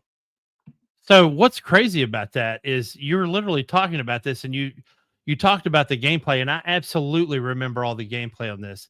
And then you literally mentioned I don't remember all the story beats. I couldn't tell you what this story was about to save my life right now, other than I felt like I had to absorb souls from You did? everything and then fight my way forward. So yeah, that Um, stuff I remember. It was like whenever they're talking about, oh yeah, and then you did this, and then there was a portal, and you went through. I'm like, there was a. I'm sorry, there was a portal. Well, what do we do with a portal? Like, how do I not remember this? How do I remember so much of the gameplay and essentially Right. nothing of the story? Yeah, and it's funny. I was playing a game on one of the Nintendo consoles, I think GameCube. That was something Requiem, where you got like crazy while you were playing it, and your whole game would change and get all morphed. And I was playing this at the same time. I know Dead Space I had a was playing mechanic that. where that you or one of the Dead Space sequels had a mechanic where that would This was happen. something's Requiem, Madness Requiem, or something like that. It was Eternal Madness, something. But I feel like your I've got enough character of that going on in my own progressively, life. right? So yeah, but it was one of these games where you would progressively get crazy as you played the game, and they played that out. But anyway, I was playing this game at the same time I was playing that one. And so yeah, again, a lot of the story beats missed, but I do remember really enjoying the 3D platformer aspect of this game, because it had some excellent platform gameplay. Yes, but yeah, I remember watching that video on YouTube where it was just like, oh yeah, story recap. I was like, oh yeah, story recap. It was like, I don't know, hour and a half, 2 hours. I was like, yeah, let's do that. And I remember listening to it and I'm like, what? Wait, what? And a portal? Where did it go? Right. What is that? I was like, how do I remember none of this? None of this. Dude, what a great call though. This is a great call. Another game that reminds me of this that came out just a tad bit later that would have fit in this category is Darksiders, but we've had plenty of those. But I love the very first Breaking news. Darksiders game. Darksiders 4 has been announced. Oh shit! So we are getting that one. It doesn't need to be revived. Good. Darksiders 4 was announced. So there you go. It cannot be a part of this because we are, in fact, getting another installment of Darksiders Nice. 4 from THQ Nordic. Yeah. So there we go. That is mine. I remembered less of it than I thought I did, but I remember absolutely adoring the gameplay. And like I said, Amy Hennig was great. Love her work. So I would love to see her get involved in something like this again and bring it all back. And Douglas, sorry, I just saw this comment, but you were right. Medal of Honor did kind of take over everything during that time. And then fell hard. Yeah, then fell hard. All right. So am I up for my second one? You are up for your second one. So in the silver medal position, SOCOM 3. Oh, that. we have Time Splitters. Dude. This game, like me and my brother were playing this simultaneously. He's the one that got me into it. I actually did not play. I think I played this on GameCube, not PlayStation 2, but you had 18 different characters. You had 9 different locations. You had different time periods across all of that. And then each character had their own agenda. But here's the kicker. You were playing those characters. So it was weird about which agendas you wanted to get to. And then, oh, by the way, you're using a time machine portal thingy to do it. So excellent game. We did get a Time Splitters 2, which is the only reason this game made my list. But yes, man, I would love to see this come back with a modern engine. I think that would be absolutely stellar. And I don't know what the art style would need. I think the art style would need to be more like a Detroit Become Human. Oh, no. No, I want them to keep the art style. That was the thing. That was one of the things that set them so far apart. But Okay. Yeah, they had this very different art style that I really love. That, like, you could look at it. It was one of the few games where you could just see a screenshot of the game and know that was Time Splitters, or at least no idea you played it, man. I had no idea you played it. So I was thinking, I was like, when I pulled this one out, I was like, maybe he hadn't played this one, but that's awesome.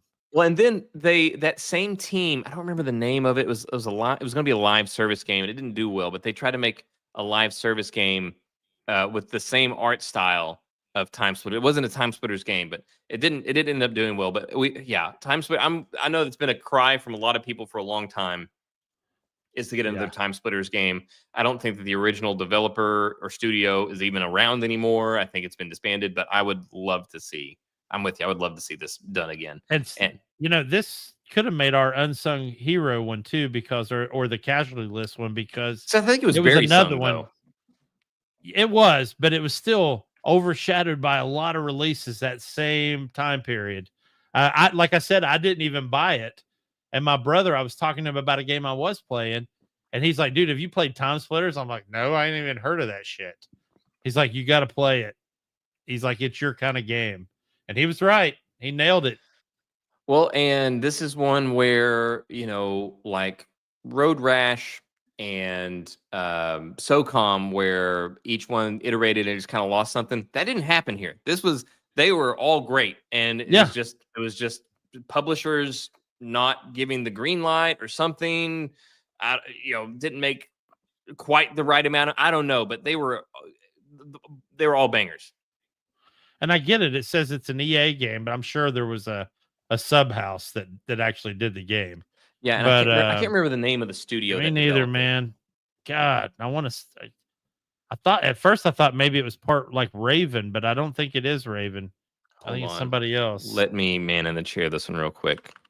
That's fine. I'll go ahead and pull mine because I'm done with that. But man, Free Radical. Oh, Radical. Oh, wow. That is a blast from the past. Holy crap. They're no longer around. Yeah. Embracer Group shut them down after purchasing them over a year ago. So okay. Yeah, it was Free Radical, and they've done a lot of great work. But they were a bunch of really creative people, a lot of really interesting games out of that studio. So this is the one where oh shit. Yeah, I was like, if you may not know it, if you know it, you probably don't care. So I'm curious to see. And that is Def Jam. And wow, man, I would have never guessed this from you ever. That's why that's why I'm like, what? So the Def Jam series was not if you have never played it, this is not what you would expect.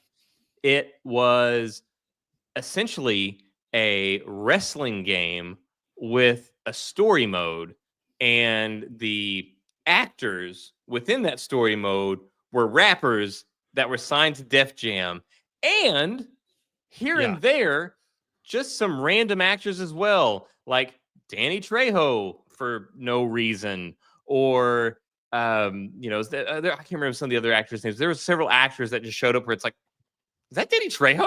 And I was like, yeah, it is Danny Trejo.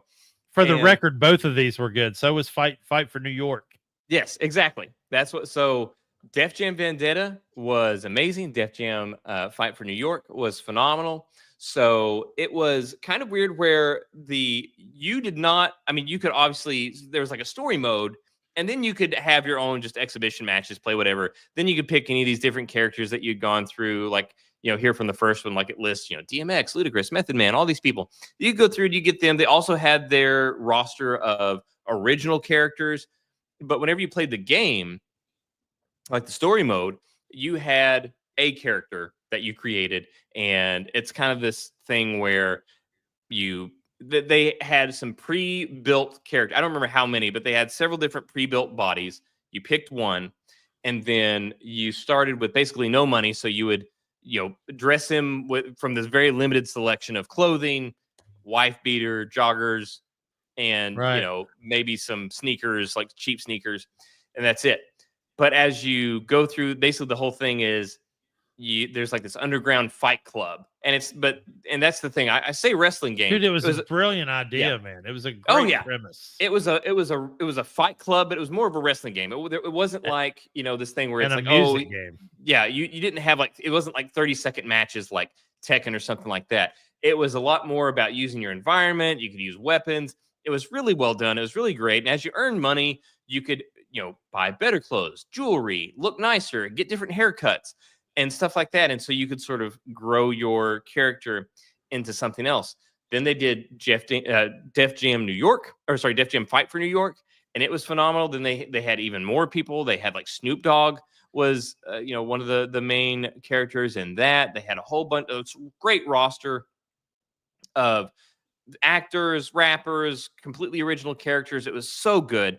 everybody like that played it loved it. It was so highly regarded. And then, for reasons unbeknownst to anyone, they made a third one. But they decided, why would we just stick with what's working?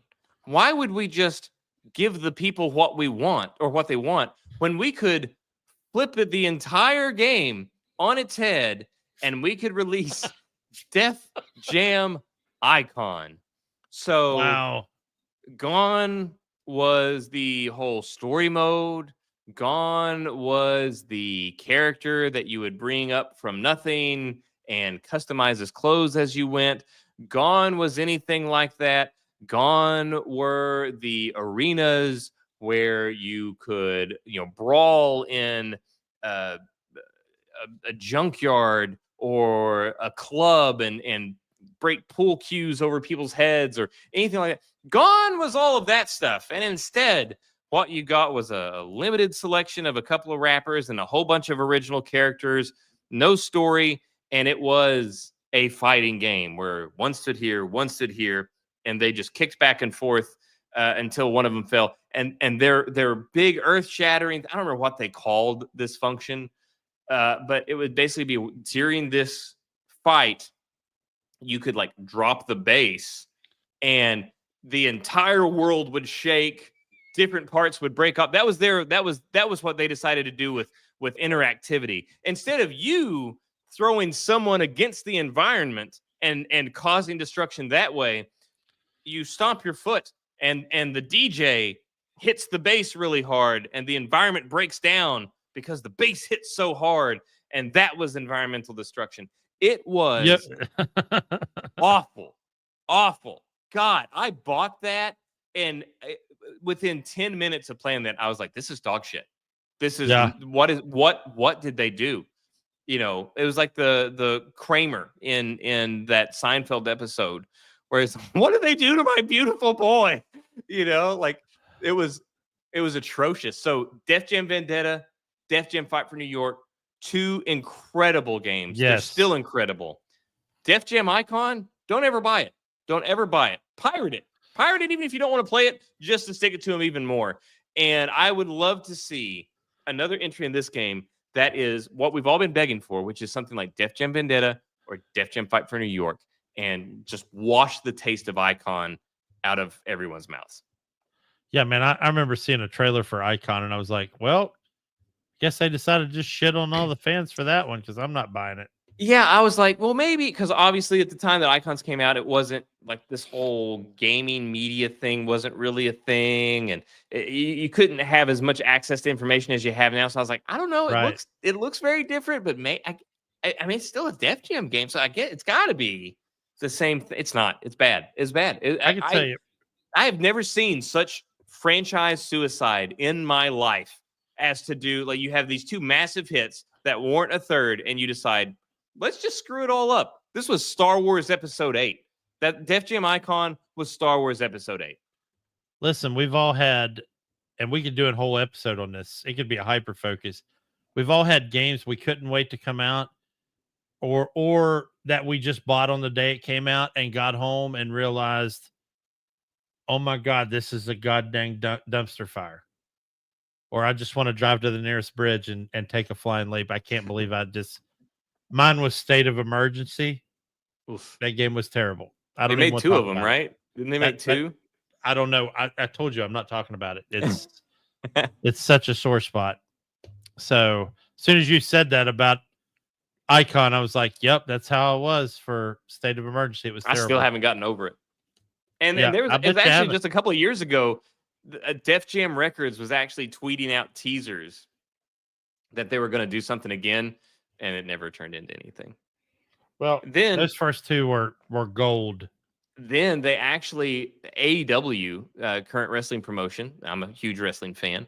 Whitney knows I've drug her to many a wrestling show at this point, and they made an AEW video game, and they wanted to be very different. So they took the same wrestling game engine that was used for Def Jam Vendetta and Def Jam Fight for New York, and put it in their game, but unfortunately, it just didn't get enough time in the kitchen. Is that the and newer one?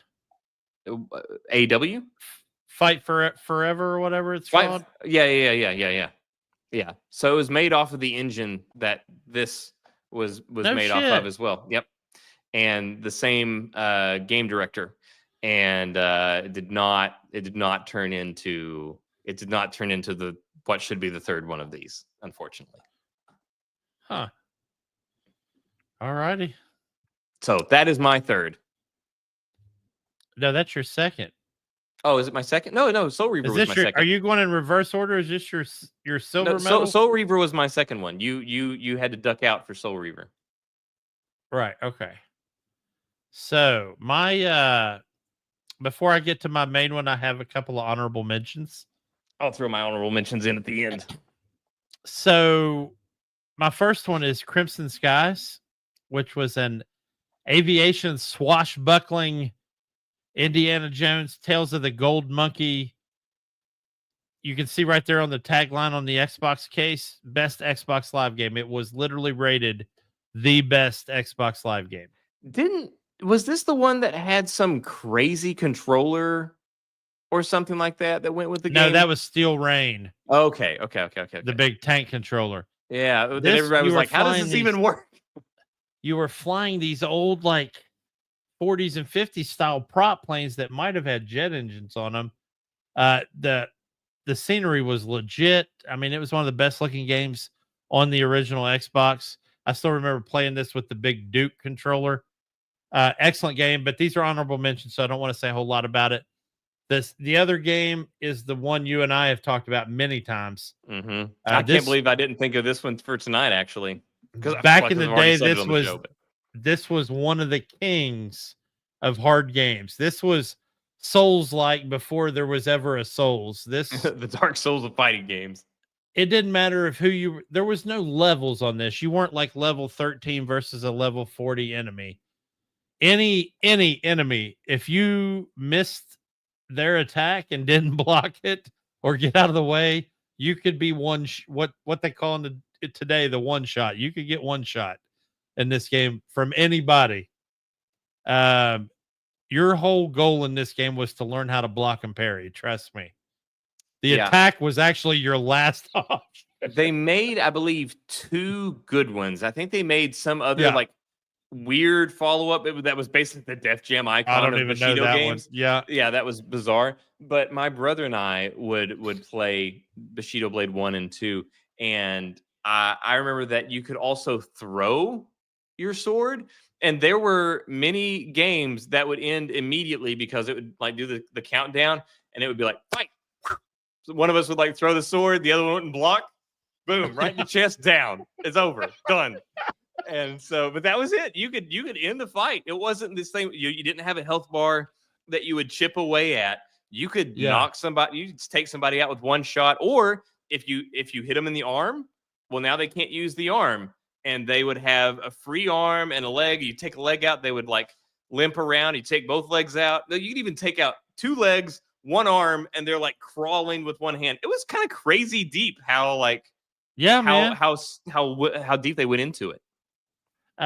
So the reason these are honorable mentions and didn't actually make the list is because they break the rules of tonight's list, which is it has to be a franchise. And for Bushido me, it also had Bushido did have a franchise, but it's also like my number 1 game on my list tonight. So the other rule was it couldn't be in the same genre as my number 1 game. Was your self-imposed rule? Although, yeah, it was a self-imposed rule, and I feel like it's a good one. But Crimson Skies managed to create a franchise with just 1 game. Just 1 game, and everybody loved it. I'm sure people would still play today if they could get their hands on it. But that brings me to my number 1 game, and it's been brought up before, but I love this game. I poured so many hours into both of these. Tenchu, Stealth Assassin, and Tenchu, Wrath of Heaven. So before Neo, I can already see a reference to our previous conversation on here. Very nice. Before Neo and Sekiro and Gensakai, there was Tenchu, and this dude was awesome. This was one of it actually rewarded you for not going for full-on combat. So it was the ultimate ninja stealth game at the time. You had a ridiculous weapon set that was, I mean, you had you had caltrops you could throw behind you so that people would step on them and die. You had ways to choke them. You had your katana. You had all these different weapons. Unbelievable skill set. You had like a grapple hook that you could use. But the best one, which is the last one, 3 words, the poison rice bowls. When Mason said that one night, I laughed my butt off because that was my go-to move. Yeah, it was one of those things you just drop it and somebody's like, oh, like, well, I mean, if it's here. oh, yeah, why rice not? Why bowl. wouldn't I? So you would drop these rice bowls and then go hide somewhere, and then invariably somebody would sneak up to one of these rice bowls and bite it. So anyway, I really would like to see a modern redoing of Tenshu, because if they use like Ghost of Tsushima graphics for a Tenshu game, Oh my forget God. it. Get out of here. Because that's one thing is, speaking of Tenshu in particular, I remember seeing a video clip, I think it was, of Tenshu. And it's like, the rose-colored glasses thing. You look back and you remember these games the way you remember them. Yes. Like, it doesn't just happen with books where you read a book and you then they make a movie, and then maybe the movie is disappointing because, I in my head it looked like this. Same thing can kind of happen with games where you go back, you play these games, you love these games, and you remember how they looked, and they don't look like that. And No, they do not. I remember going back and seeing a video of Tenshu and being like, whoa, it looked like that. Like, where you could literally see the different squares of grass, where it's like, this square of grass is pointed this direction, and this square of grass is pointed that direction. You could literally see like the different blocks that they used to create it. I mean, it was rough. And so in my head, it is this Ghost of Tsushima level thing in my own head canon. But yeah, you go back and look at it like, whoo, that looked like Minecraft. Yeah, absolutely, dude. But yeah, that's my number one gold medal for tonight, is that one. And folks, if you end up watching this, and I know this with a lot of these lists that people do on the internet, and you're like, man, you didn't even bring up this. Yeah, Mason and I have talked about all these. Obviously, KOTOR, although there is talks of a remake on that, although it's in remake hell. I'd like to see a redo of SSX, because I loved Riders Republic and I like Steep and those snowboard games, Shredders. But DMC play when you go off the edge of a half pipe and do the tricky song, that was legit. So I like the over the top with that. We talked about all the driving combat games that we missed: Vigilante 8, Road Rash, Twisted Metal. There's a lot of games out there, and a lot of games I know that you all love and adore that wish would come back that didn't get brought up here tonight. Well, hey, and let us know. Me, leave us a comment. Tell us what they are. Yeah. We'll talk Tell about us what they are. We'll talk about, we're with you on them, and we're your kind of people when it comes to that. Absolutely. I do want to say that a lot of that, for tonight, when you brought up the list, is obviously I've been playing a lot of Star Wars Genesis. Yes, I brought up Star Wars Genesis tonight. Put money in the jar. Put money in the jar. And it's obviously a mod list for another game, but the person that got me into this is, I follow a channel called Mad Effect. Dude, what a great channel it is. This is the YouTube address for it, by the way, if you ever want to look on it your own. And he had a lot of Genesis videos, and I'm like, what in the hell is he playing? And that's really what got me into downloading Genesis. And then I start looking at his other stuff, and he starts playing the game that's behind me right now, which was a game that Disney canceled, called Marvel Heroes Omega. So, folks, if you're out there and you don't know what this is, think of a 60-person Marvel roster of every possible group from the comics, regardless of license, in a Diablo-esque top-down isolation or isometric gameplay. Very similar to phenomenal Ultimate Alliance. storyline. I mean, it's got phenomenal storylines, from everything from Asgard to the What Ifs to Hell's Kitchen, the whole bit. But it was Mass Effect that got me into this loop I've been in lately with either doing some retro stuff or really, really learning how to super mod a game to make it what I want it to be. So give his channel a shout out. Go look at it, subscribe. I think you'll like a lot of if you're like us, you're going to like a lot of the gameplay he puts up there. Well, given the reference that he uses in his channel name, I already assume that we are aligned on we're right there on likes.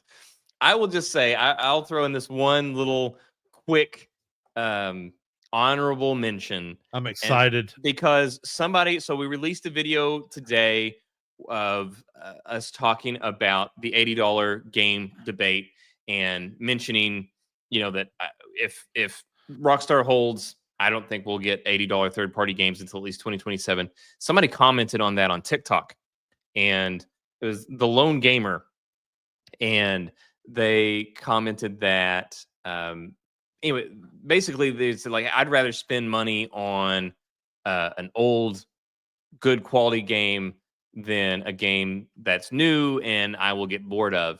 And the game that they mentioned specifically was Left 4 Dead, and I was like, "Oh, that's a good one too." Dude. And they made 2 of these, and then it just kind of went away. We played the shit out of this one. These were so fun. This was the same kind of chaos that you can now get into with your friends with like Helldivers 2 and that kind of stuff, where you're like yelling at each other but also laughing hysterically, and then by the end of it, you like, whether you win or lost, you're like, that was the most fun I have had all week. This was that kind of game where you're yelling at each other, you're laughing, you're calling each other names, but whether you won or lost, it was still hilarious, and it was the most fun you'd had that week. And it was so good, man. And we haven't had something in this. You can see fingerprints of this game in other games. Well, Back 4 Blood is supposed to be, it's like spiritual success. Yeah, that spirit got lost. And I like World War Z better than Back 4 Blood, but and then there's also other games like Dead by Daylight, where they have these things where you've got to like work with the engine generator and stuff like that, which takes some of the components of this, where you had to get like gas and fill up an engine or something like that. So you see a lot of these other sort of action survival round-based games that they're basically taking different elements from Left 4 Dead. And but yeah, so the Lone Gamer on TikTok made mention of that. Now, I even told him, I commented back, I'm like, I want to steal this. We're talking about this tonight, and that's actually a really good one. Bro, this is a solid mention right here, because like I played this on the 360. I lived in Florida at the time, and we had such a good group of people playing this that you had to be the first, one of the 4 people that first showed up, or you weren't getting a seat. And we ended up at one point, I think we had 3 different groups. There was, the varsity team, if you showed up on time, and if you don't, you were rocking JV.